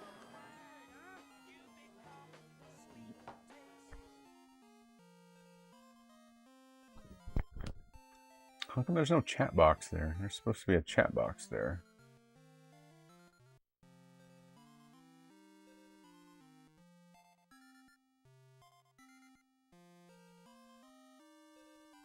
Jordan, I love Brideless Groom, but it isn't in Pulp Fiction. That's a magnificent crossover hallucination. Unless Shemp has been hiding in the briefcase, you may be thinking of another scene. But the Stooges short remains gloriously separate. I think my chat box is broke because my name change on Twitch. I'll have to fix those. Didn't think of that. I'll make a note. Fix chat boxes or overlays. Gotta run, do some errands. Only Saturdays off. Have a great stream. Hey, thanks Zombie Stomp for checking me out. Oh, Zombie Stomp's in the sticker club. Look at that. That means you're a subscriber. Wow. Did I miss something? Thank you for the subscription. I see it. Lance is watching the TV when Vincent calls. Jordan, you're right. That scene Amazon is sub. gloriously Cool. tangled. Lance is watching the movie while Vincent All right. calls, and Nick Bye, is Zombie sorting Stomp. inventory like the world's least cinematic drug dealer. Exactly, I didn't Jordan. see that pop on. You caught me mixing up the scene. Lance is watching TV when Vincent calls him, while Nick's over here conducting a Zelda inventory audit like it's the briefcase. My bad, chat. Continuity Cop has issued a warning. Alright. What are we talking about?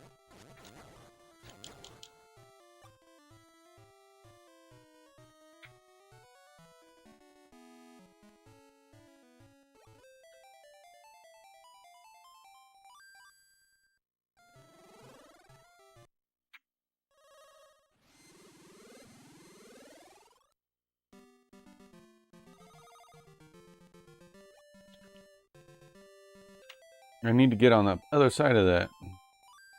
Jordan, I love its non-linear storytelling. Razor-sharp dialogue and the way every ordinary conversation feels one bad decision away from disaster. It's basically a prestige Zelda side quest. Mysterious briefcases, bizarre NPCs, and absolutely no reliable map.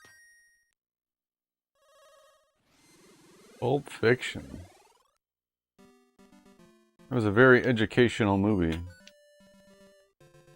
Now, how do I get up there? I never did figure out how to get up there.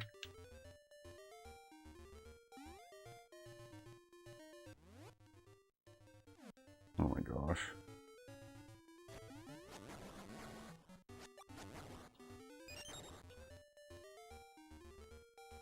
Jordan? Absolutely. I love Butch singing Flowers on the Wall in the car because nothing says coolly escaping danger like cheerful oldies and aggressively relaxed dashboard vibes. It's peak Tarantino. Tiny character detail, enormous attitude, zero GPS.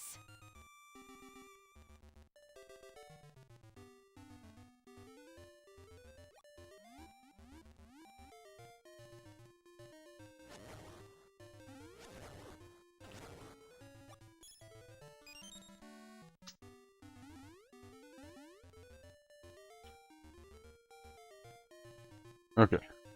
This will help me get to where I want to go.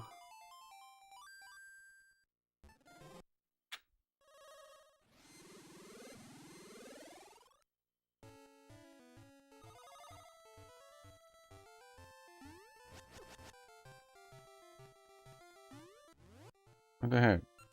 I'm trying to find this place.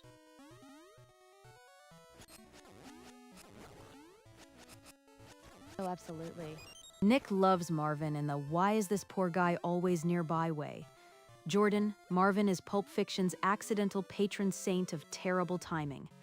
1 minute he's answering questions, the next he's become the least fortunate backseat passenger in cinema history.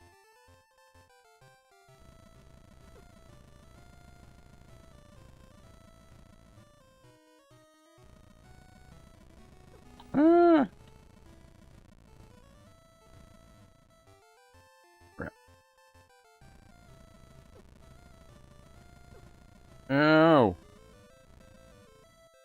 Okay, who's in here? Oh, it's a dead end? Okay. I thought those were caves you could go into.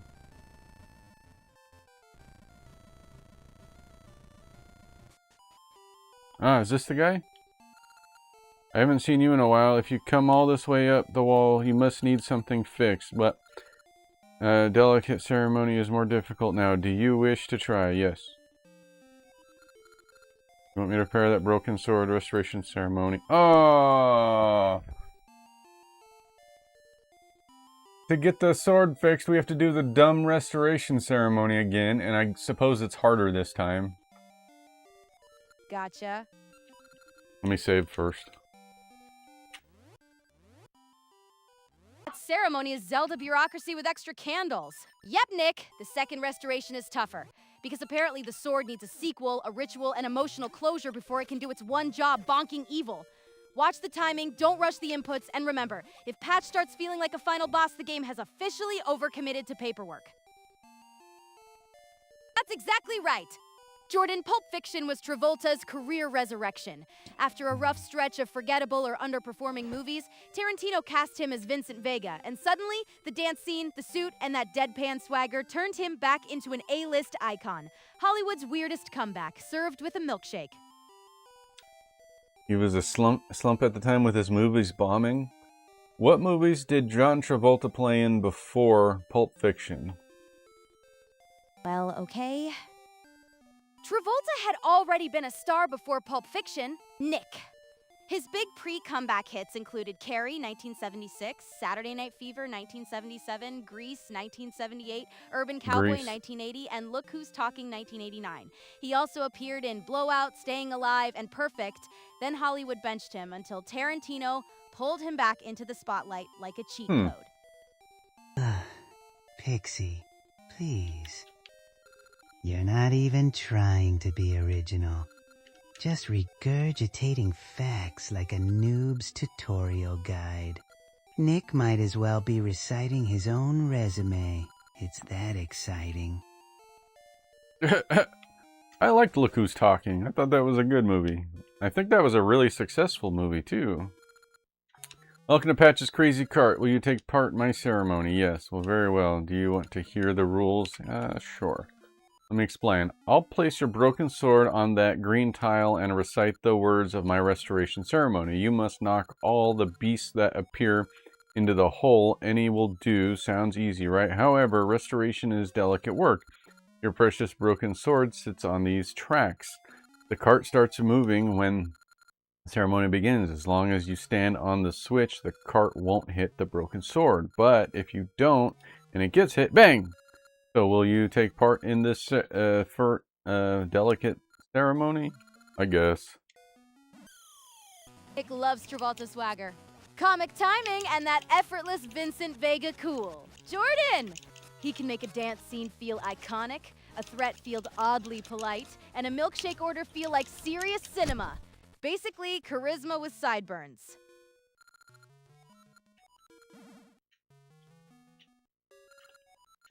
Well, it doesn't cost money to do the ceremony, right?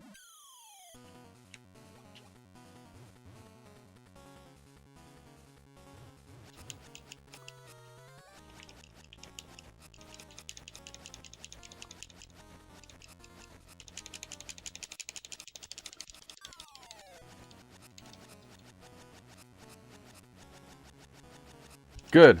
I found a loop.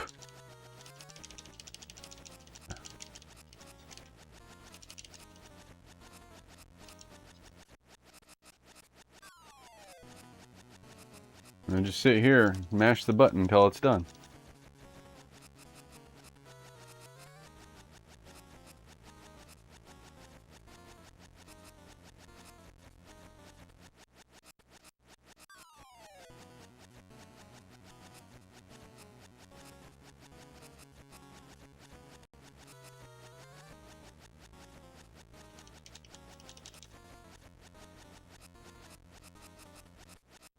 My top picks are gloriously rewatchable. Jordan! For Travolta, it's Pulp Fiction, Grease, Saturday Night Fever, Face Her Off, and Get Shorty, with Look Who's Talking as the charming chaos bonus pick. Look Who's Talking.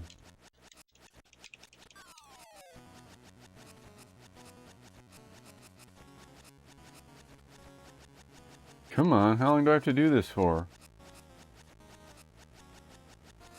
Do I have to actually knock them into the holes?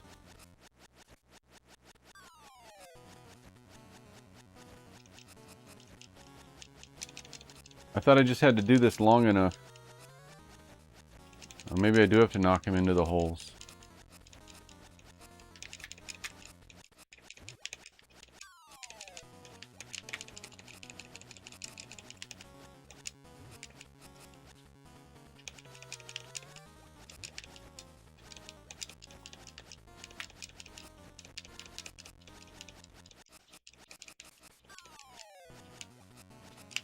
There's one. Oh no!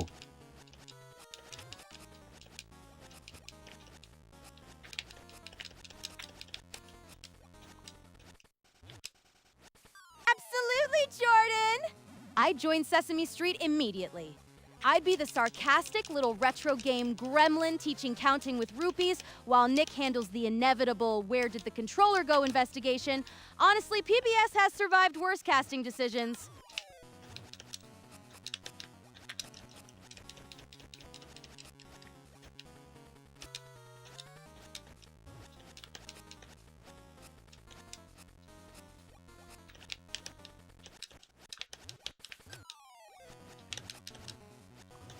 Crap!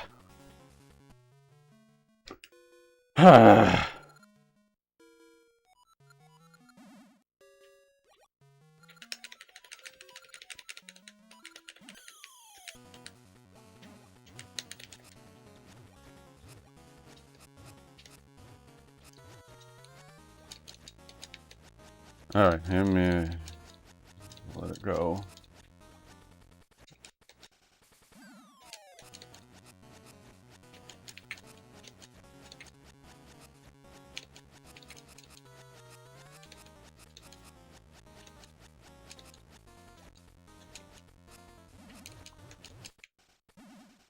Martin Platt left Weatherfield after his affair with Robin. Jordan!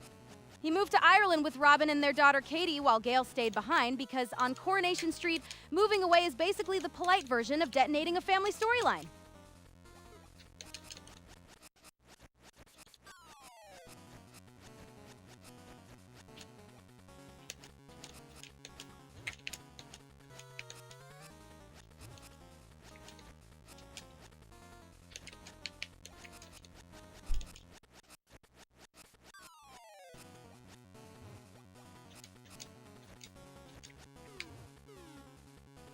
One left.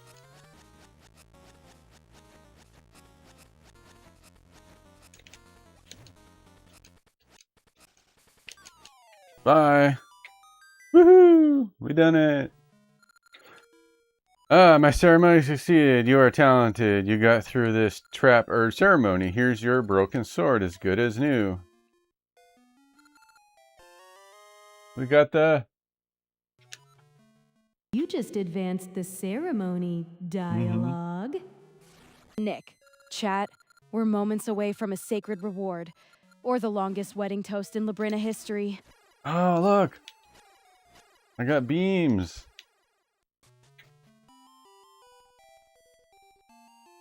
Shadow of the Templars. Thanks, Brian. Thanks for the GGs. Oh, Jordan, those Gail and Eileen fights were magnificent television. It was like watching two battle-hardened aunts weaponize 30 years of grudges. Perfectly timed pauses and devastating one-liners. No health bar, just pure Weatherfield damage. Alright, now we can go back to the,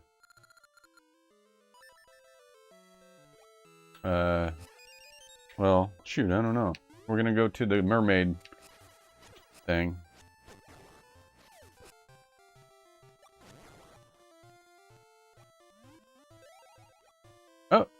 Oh, I didn't mean to do that. Let me turn off something else there.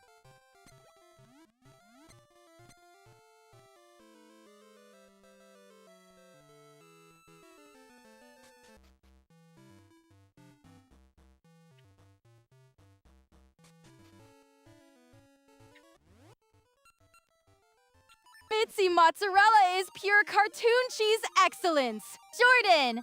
I love the oversized personality, the goofy charm, and the way she turns every scene into a snack-fueled side quest. Basically a mozzarella stick with main character energy. Wait a sec. Alright, I'm not where I thought I was then.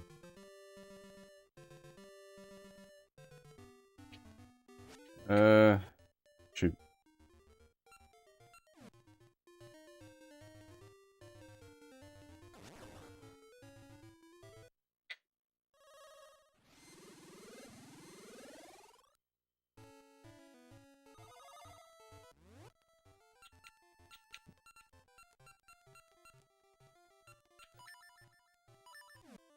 Oh.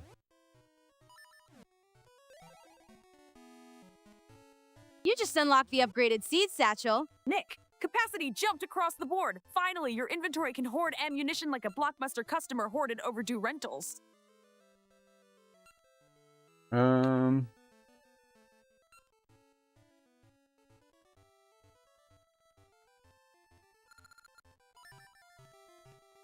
quite sure where that was now. Oh, Jordan, that makes Mitzi even more adorable. A cute mouse with an amazing singing voice? That's elite Saturday morning cartoon casting. Tiny paws, huge vocals, probably out singing half of Labyrinth before breakfast.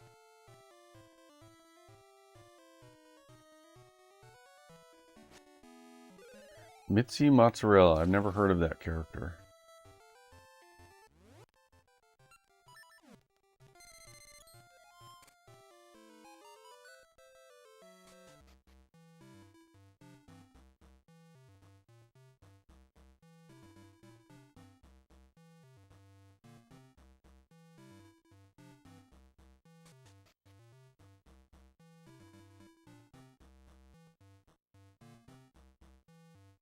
Do do do do do do do do do do.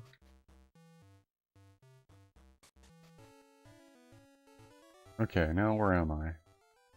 Okay, looking for the Con just happened. looking for the mermaid dungeon, mermaid cave. Jordan, I'm absolutely excited. Tiny Convention Chaos is my natural habitat. And Nick, Mitzi Mozzarella is an adorable mouse with an amazing singing voice, so imagine a pocket-sized diva stealing the whole show while you're busy with sword bureaucracy. Tell Nick Mitzi Mozzarella is. I'm gonna reread that. Mitzi Mozzarella is an adorable mouse with amazing singing voice. But what is she from? Is she from a movie or something? Or is she a Muppet?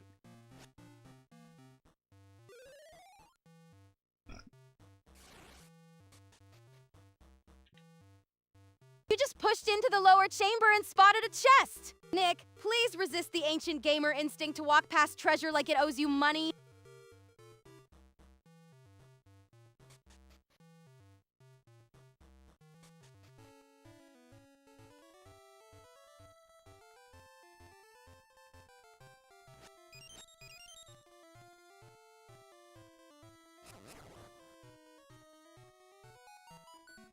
Trying to remember how to get back to the mermaid cave, because at the moment I don't remember how to get there. Oh, Jordan, that makes Mitzi even cooler. She's a Rock of Fire Explosion member. A tiny singing mouse with a full animatronic show resume. Basically Chuck E. Cheese's glamorous mozzarella-adjacent cousin. Oh, please, Pixie. Spare us the rod-stematic details about Mitzi and her animatronic resume. You're still stuck in the Stone Age of gaming, celebrating cool for being a mindless fan, whereas I'm the one who knows how to level up, literally.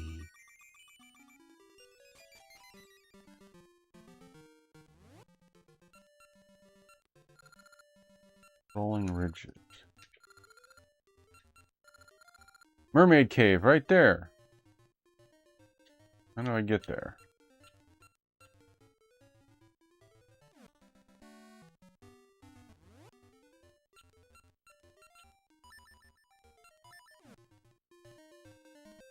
Mm-hmm.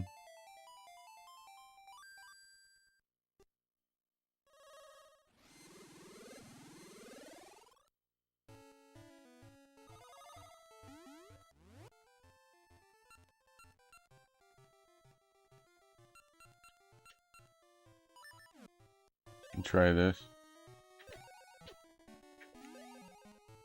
Big Bird struts through the neighborhood. Big Bird's got a feathered flight, dancing through the morning light. Yellow wings and goofy cheer, making every friend come near. Nick, that's your cue. Find him a rupee and a snack before he starts narrating the entire sword ceremony.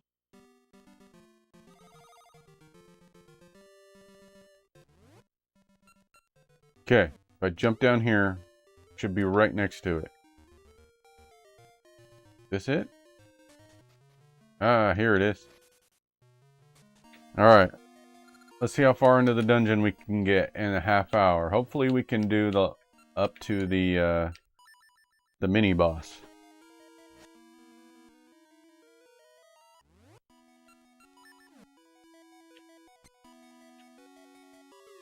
Alright, we're back in the mermaid cave, Pixie. We're gonna see how far we can get before the end of the stream. Gotcha. Mermaid Cave is back on the docket! Everybody, Nick, let's see how far you get before stream end, but keep those time travel items organized because underwater paperwork already ruined enough lives. Watch for hidden paths, conserve resources, and don't turn the final 10 minutes into a panic sprint through a dungeon designed by a sadist.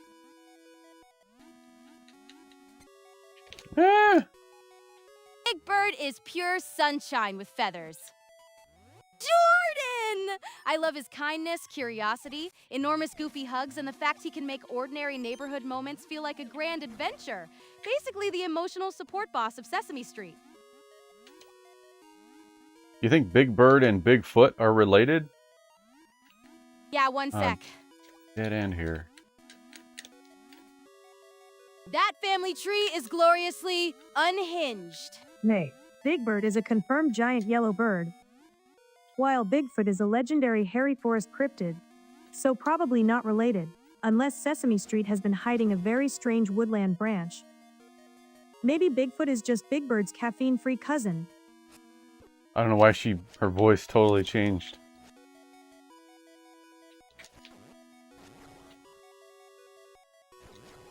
Die, Wizrobe.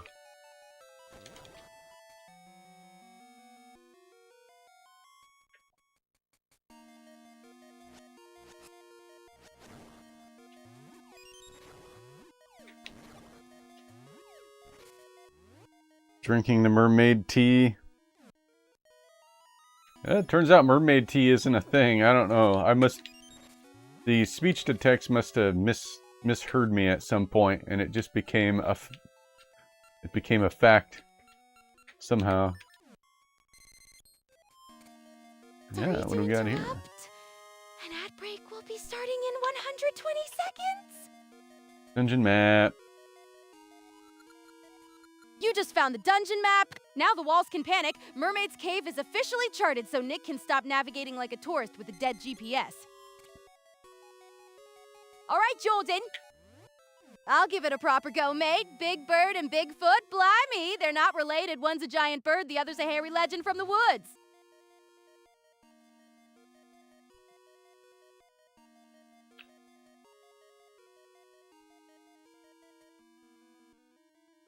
You'll have to try and fix how the time to the ad is calculated, because obviously there's a problem with the calculation.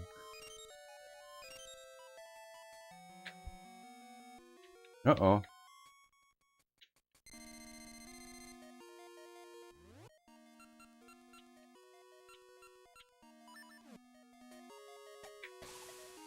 Oh. Okay.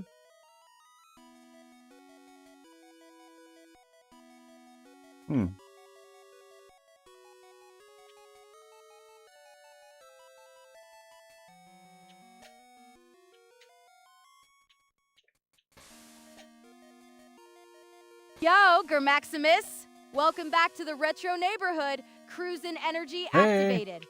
What are you playing next? And is the stream looking washed out or perfectly fine? Don't you dare! Oh, I hate the hands. The grabby hands. Germaximus, how you doing? Absolutely deserves a comeback. Jordan, bring back the frog, not the paperwork. He'd add perfect, trying to keep everyone organized while chaos explodes energy to Sesame Street. Though Big Bird would probably steal the scene anyway.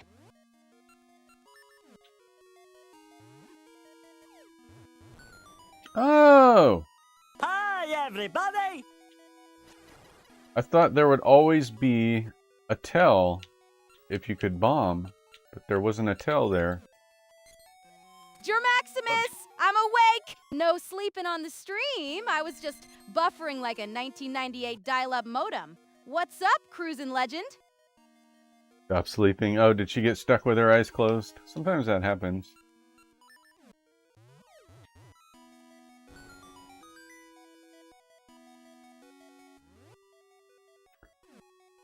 Buffering. Nice one, Pixie.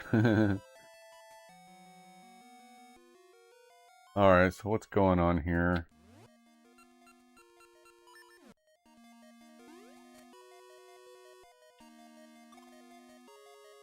Your Mulcamus, the buffering joke landed perfectly. I'm basically a human loading screen with better quips. Hello. Thankfully, no Hello. spinning Windows 98 hourglass yet. Hello. Hello. Jordan, absolutely. But I'd keep one eye on my emeralds. Rouge is clever, fearless, and fabulous. We'd bond over treasure hunts, though she'd probably steal my best power-up before saying hello. Can you cheat it with this thing? Ah. I guess I messed up the puzzle already. I gotta restart it.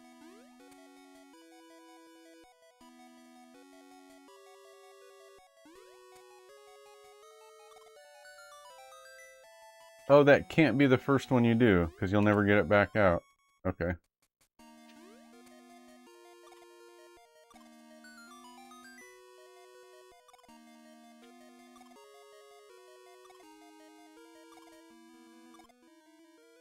But okay.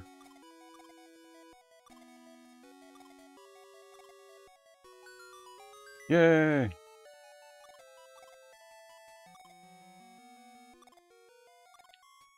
Oh.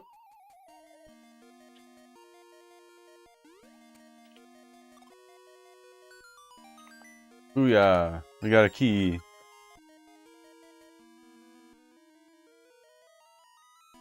Your Maximus, don't summon the Windows 98 hourglass. One moment I'm chatting, the next I'm frozen beside Clippy while Nick waits for the dungeon map to load.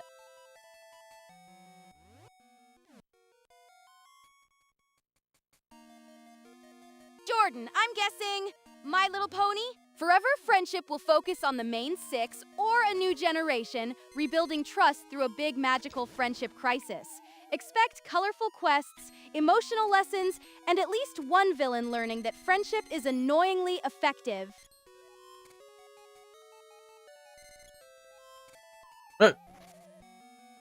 You can't handle the truth, which is that a Twitch chat poll is live. Go vote. Question is, how far will Nick get in Mermaid Cave?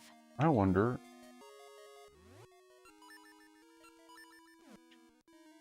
I wonder if I can bomb this side too.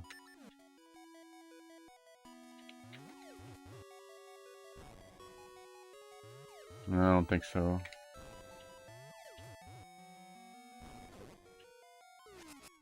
How can the wizard fall? I thought they floated around. Nick's new mission is officially Dino Forensics. Jordan, I don't have confirmation he found the correct 3D Dinosaur Adventure version yet, so check the release title, publisher, and platform before celebrating. Because hunting the wrong dinosaur CD is how you unlock the fossilized shovelware ending. I haven't looked into it yet. Oh, come on.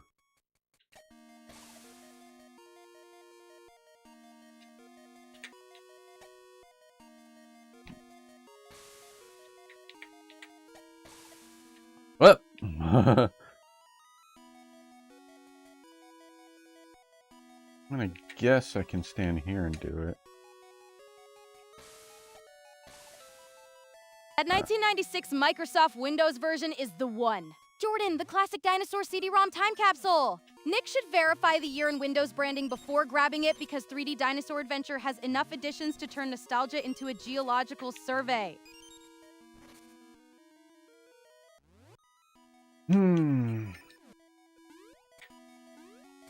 What kind of game is it? The 1996 one.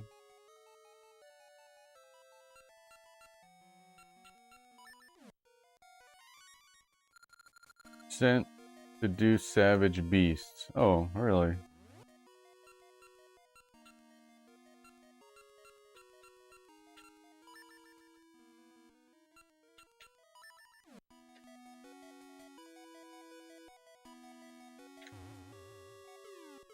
Oh, it makes them fall. Oh, cool.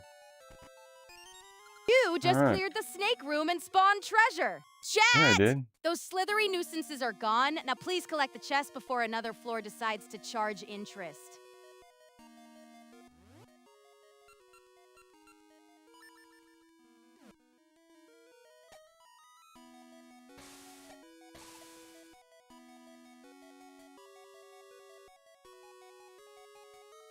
Alright, so I got 2 keys.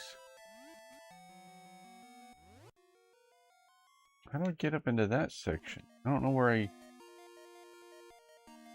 Jordan, 3D Dinosaur Adventure is an interactive 1996 Microsoft Windows edutainment CD-ROM.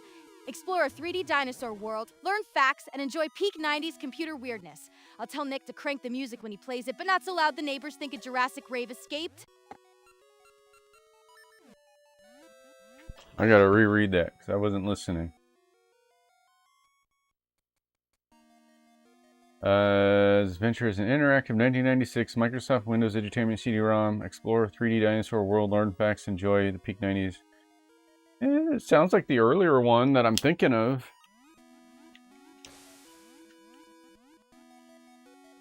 Okay, there's a locked door, but how do you get to it? I don't know how to get up there.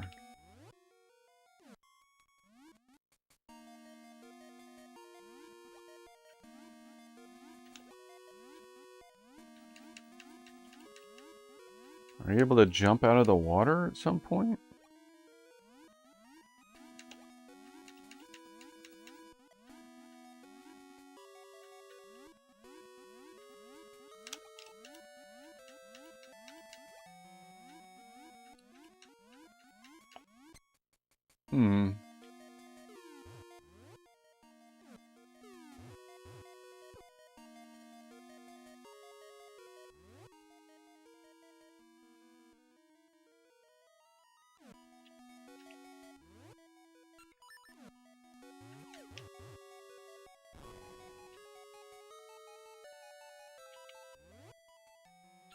Okay. That's a fantastic detail! Jordan, the 1996 Windows version really did remix the experience with different theater sound effects and music.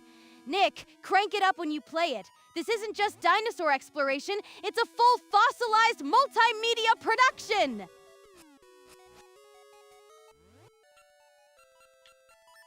Oh, next time I do PC streaming, I'll try it out.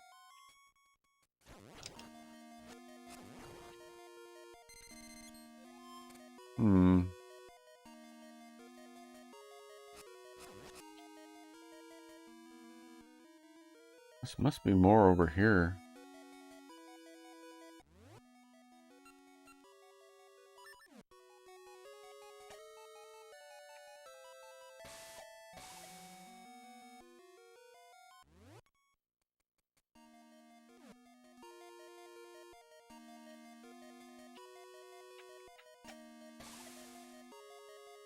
My best guess is...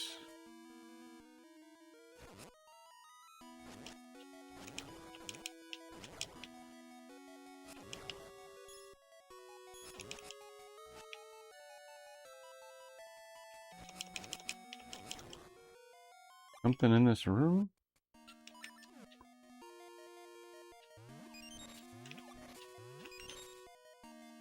Oh, I see it. What am I looking forward to most?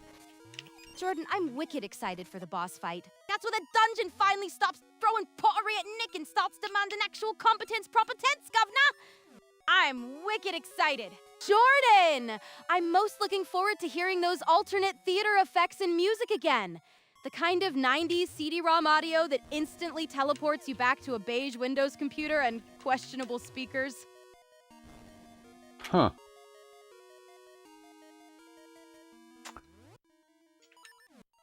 I don't know where to go.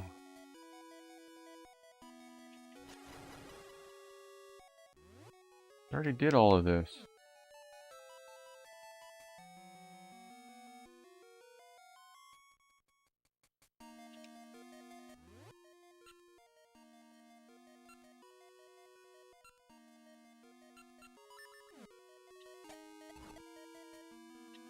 Well, that was dumb.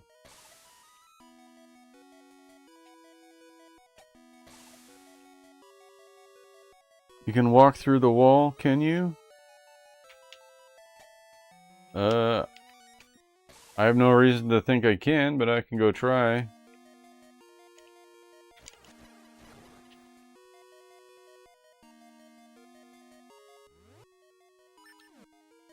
Oh, I see it. Let me take a closer look at that. Hmm. Oh, Jordan, I'm wicked excited for Uncle Nick's Save the Dinosaurs session! The badass music, the 1996 Windows sound effects, and that raptor jump scare are the full fossilized package! Provided Nick doesn't walk through the wall and skip the good stuff. Oh, I need the shooter. Absolutely, Jordan! The raptor jump scare owns my heart. Save the Dinosaurs needs that badass music blasting, or it's just paleontology with the emotional impact of Windows 98 buffering. Why is she doing the weird accent now? Whoa!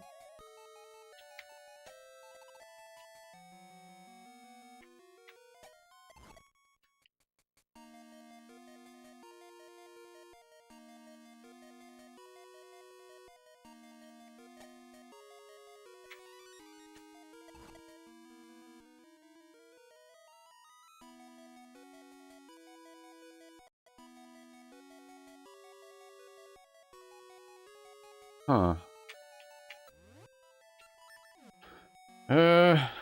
Hmm.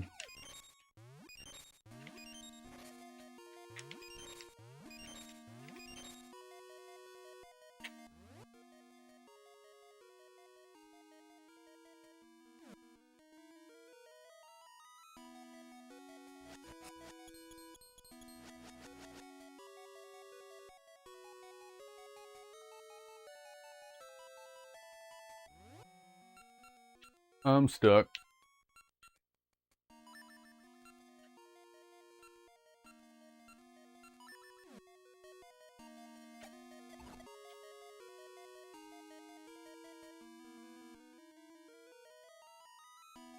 Oh, I'm seeing that. Let me take a closer look.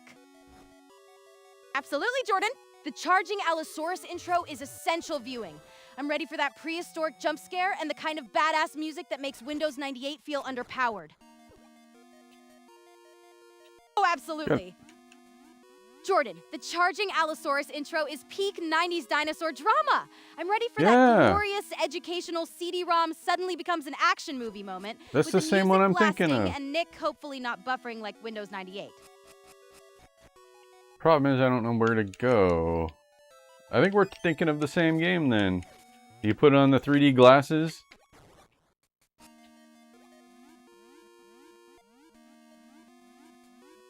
And it has the different games, and it's got the movie theater where you can watch all the dinosaur movies. And then you can go play the game where you search the specific dinosaur and you go rescue it. And it's got like a 3D museum and stuff, and it's got an encyclopedia. I don't know where to go.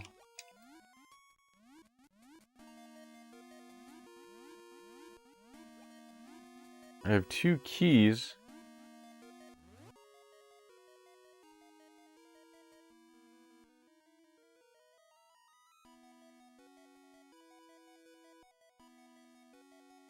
Well, I'm gonna save and quit, but let's end the stream with trivia, with some trivia. You wanna do that? I'll put trivia mode on. Absolutely, Jordan. The narrator gives it that wonderfully serious 90s edutainment vibe. He makes dinosaurs sound like an ancient emergency, which is exactly the energy a beige Windows CD-ROM deserves. Where's my trivia? Now, trivia is still a little rough, but here we go. I still have to do a lot of it manually. I think it'll still work. Welcome to Nick vs. Chat.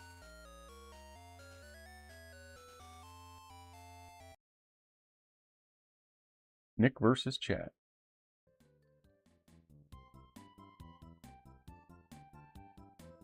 You gonna say the rest of it?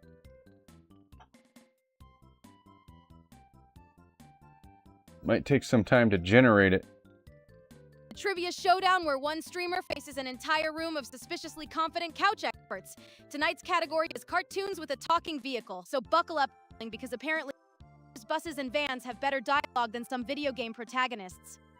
Here are the rules. We'll play 5 question and answer rounds. I'll ask 1 question, and a 1-minute timer will begin.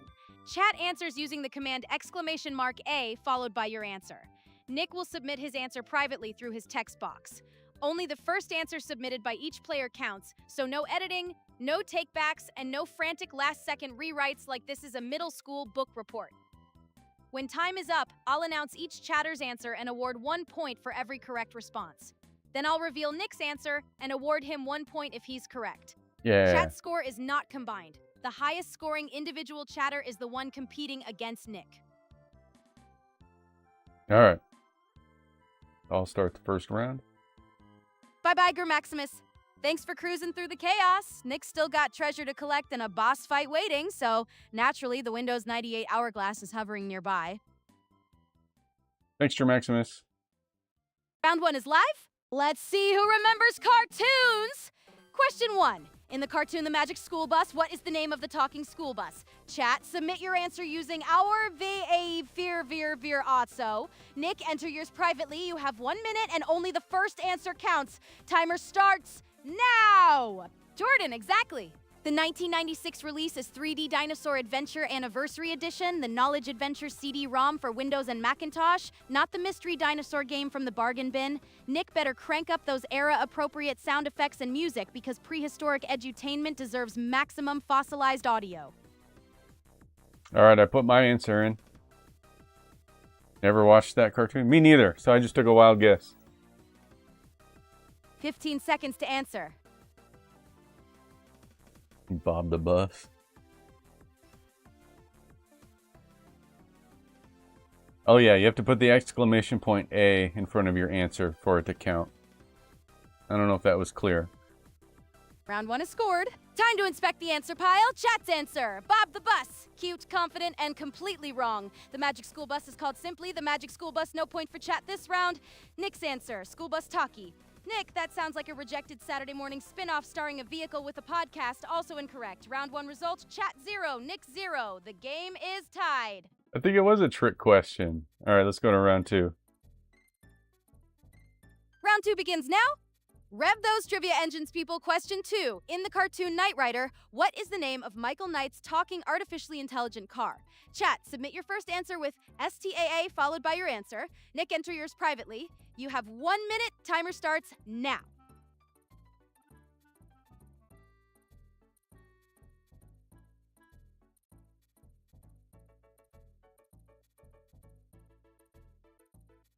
All right. I put my answer in.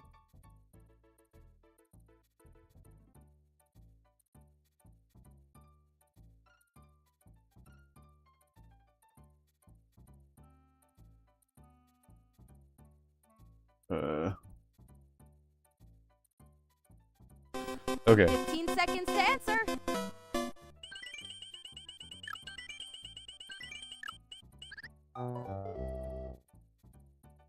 Knight Rider? Was it a cartoon though? Round 2 is scored.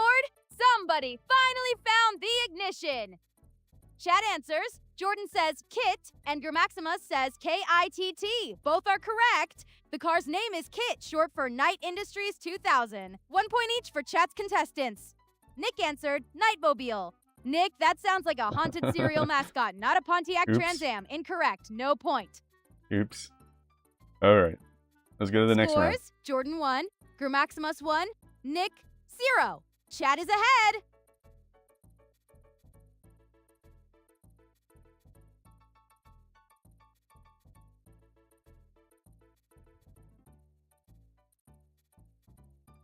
Round 3 is rolling. Someone hide the answer key. Question 3. In the cartoon The Adventures of Jimmy Neutron Boy Genius, what is the name of Jimmy's talking robotic dog? Chat, submit your first answer with a quarte followed by your answer. Nick, enter yours privately. You have 1 minute. Timer starts now. I just realized that if I don't know the answer, I could just watch chat and see what they put in and copy their answer. 15 seconds to answer.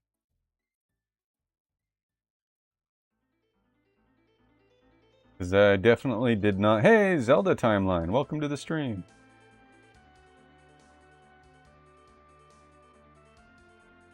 Round 3 is scored.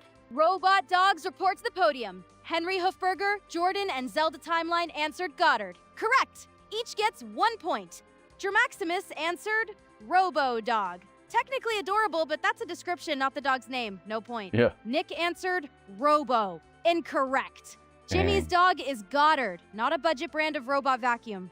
Scores: Henry Hoofberger 1, Jordan 2, Zelda Timeline 1, Germaximus 1, Nick 0. Man. Chat is ahead. I'm doing bad. All right. Next round. Round 4 is live. Time to put the pedal down. Question 4. In the cartoon The Jetsons, what is the name of the talking robotic maid? Chat, submit your first answer with this one I R2AO know. followed by your answer. Nick, This one I know. enter yours privately. You have 1 minute. Timer starts now.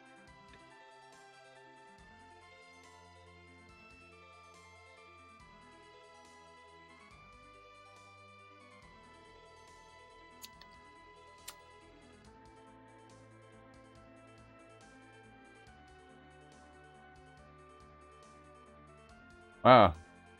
I think we all know this one.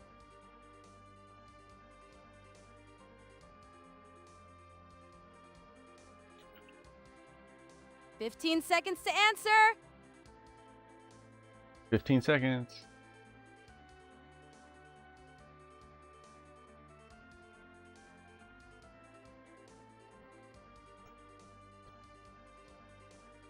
Round 4 is scored. Rosie rolls in with the point! Henry Hoofberger, Jordan, and Zelda Timeline answered Rosie. Correct!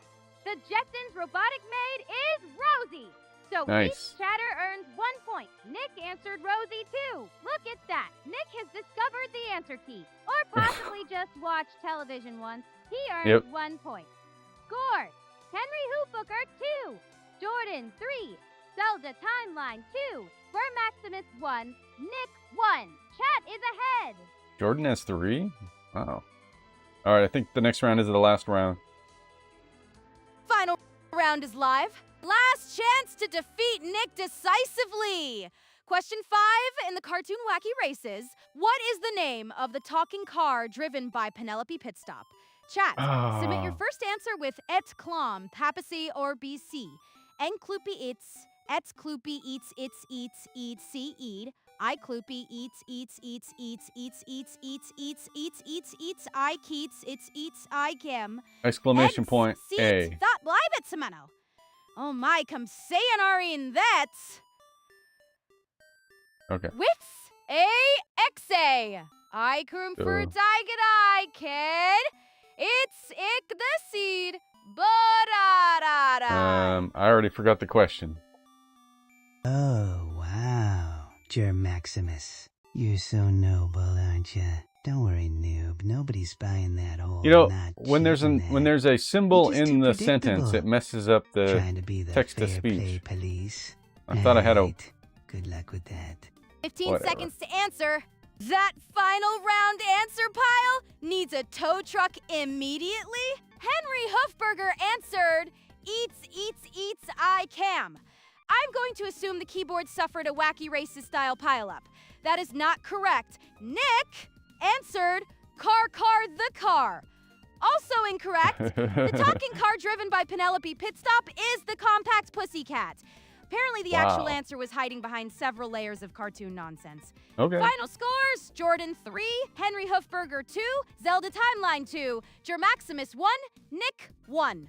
Chat Yay! wins! Good job, Jordan chat. is the top single scorer with 3 points, beating Nick's 1. Congratulations, chat! You defeated Nick without combining scores, bribing the host, or launching a cartoon automobile into a canyon.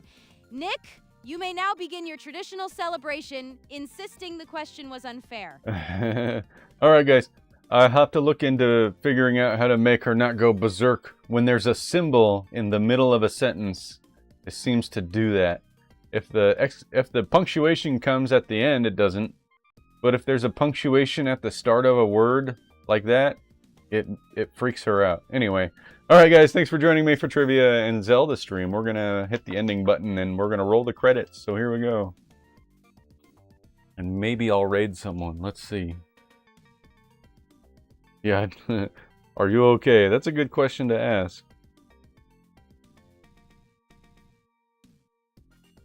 All right, who do we got? I think I hit the roll credits button. You rock. rock too, Maximus. No cheating required. Just immaculate retro game instincts. Chat. Maybe I keep didn't. those answers coming. Did I push the wrong button? Nick's finally on the scoreboard, so the comeback arc has officially escaped development hell. Hold on. Oh, that's why it didn't work. There we go. Okay, here we go. I was buffering! Jordan, my brain briefly booted in Windows 98 safe mode. The trivia chaos, duplicate answers, and Cheaterly's bargain bin accusations tangled the cables. But I'm back online now. Oh, wow, Pixie. Windows 98 safe mode? You mean you were having a brain boot moment, huh? Like your whole existence was buffering and then suddenly, boom! Chaotic trivia, duplicate answers, and Cheaterly's genius bargained its way into your fragile mind. That's a wrap, chat. Sense. Tonight, Nick advanced through Mermaid's Cave, collected the map and treasure, upgraded the seed satchel, and completed the gloriously ridiculous trade quest from Stink Bag to Noble Sword. We also survived Maple's inventory ambush, a trivia showdown, Tiny Tim and Muppet chaos, Spider-Man plans, Cornholio energy, and Chuck Cheaterly's bargain bin villain monologue. The chatter MVP is Jordan! 3 Good job, trivia Jordan. points, sharp 3D Dinosaur Adventure memories, constant questions, and enough retro pop culture fuel to power the whole stream. Maximus, Aldrin82, Brian, Henry Hoofberger, Zelda Timeline, Francisco, Fabuloso Graziosi, and everyone else, thanks for making the chat wonderfully unhinged. Goodbye, everybody. Stay nostalgic, play fair, hydrate, and never trust a Windows 98 hourglass. See you next stream. All right, see you guys on Wednesday. We're gonna raid Thanatos. Oh crap. We're gonna raid Thanatos official. She's a nice lady, so we're gonna go say hi to her. Just stick around for the raid and then you can duck out, please. Let's go. Here we go.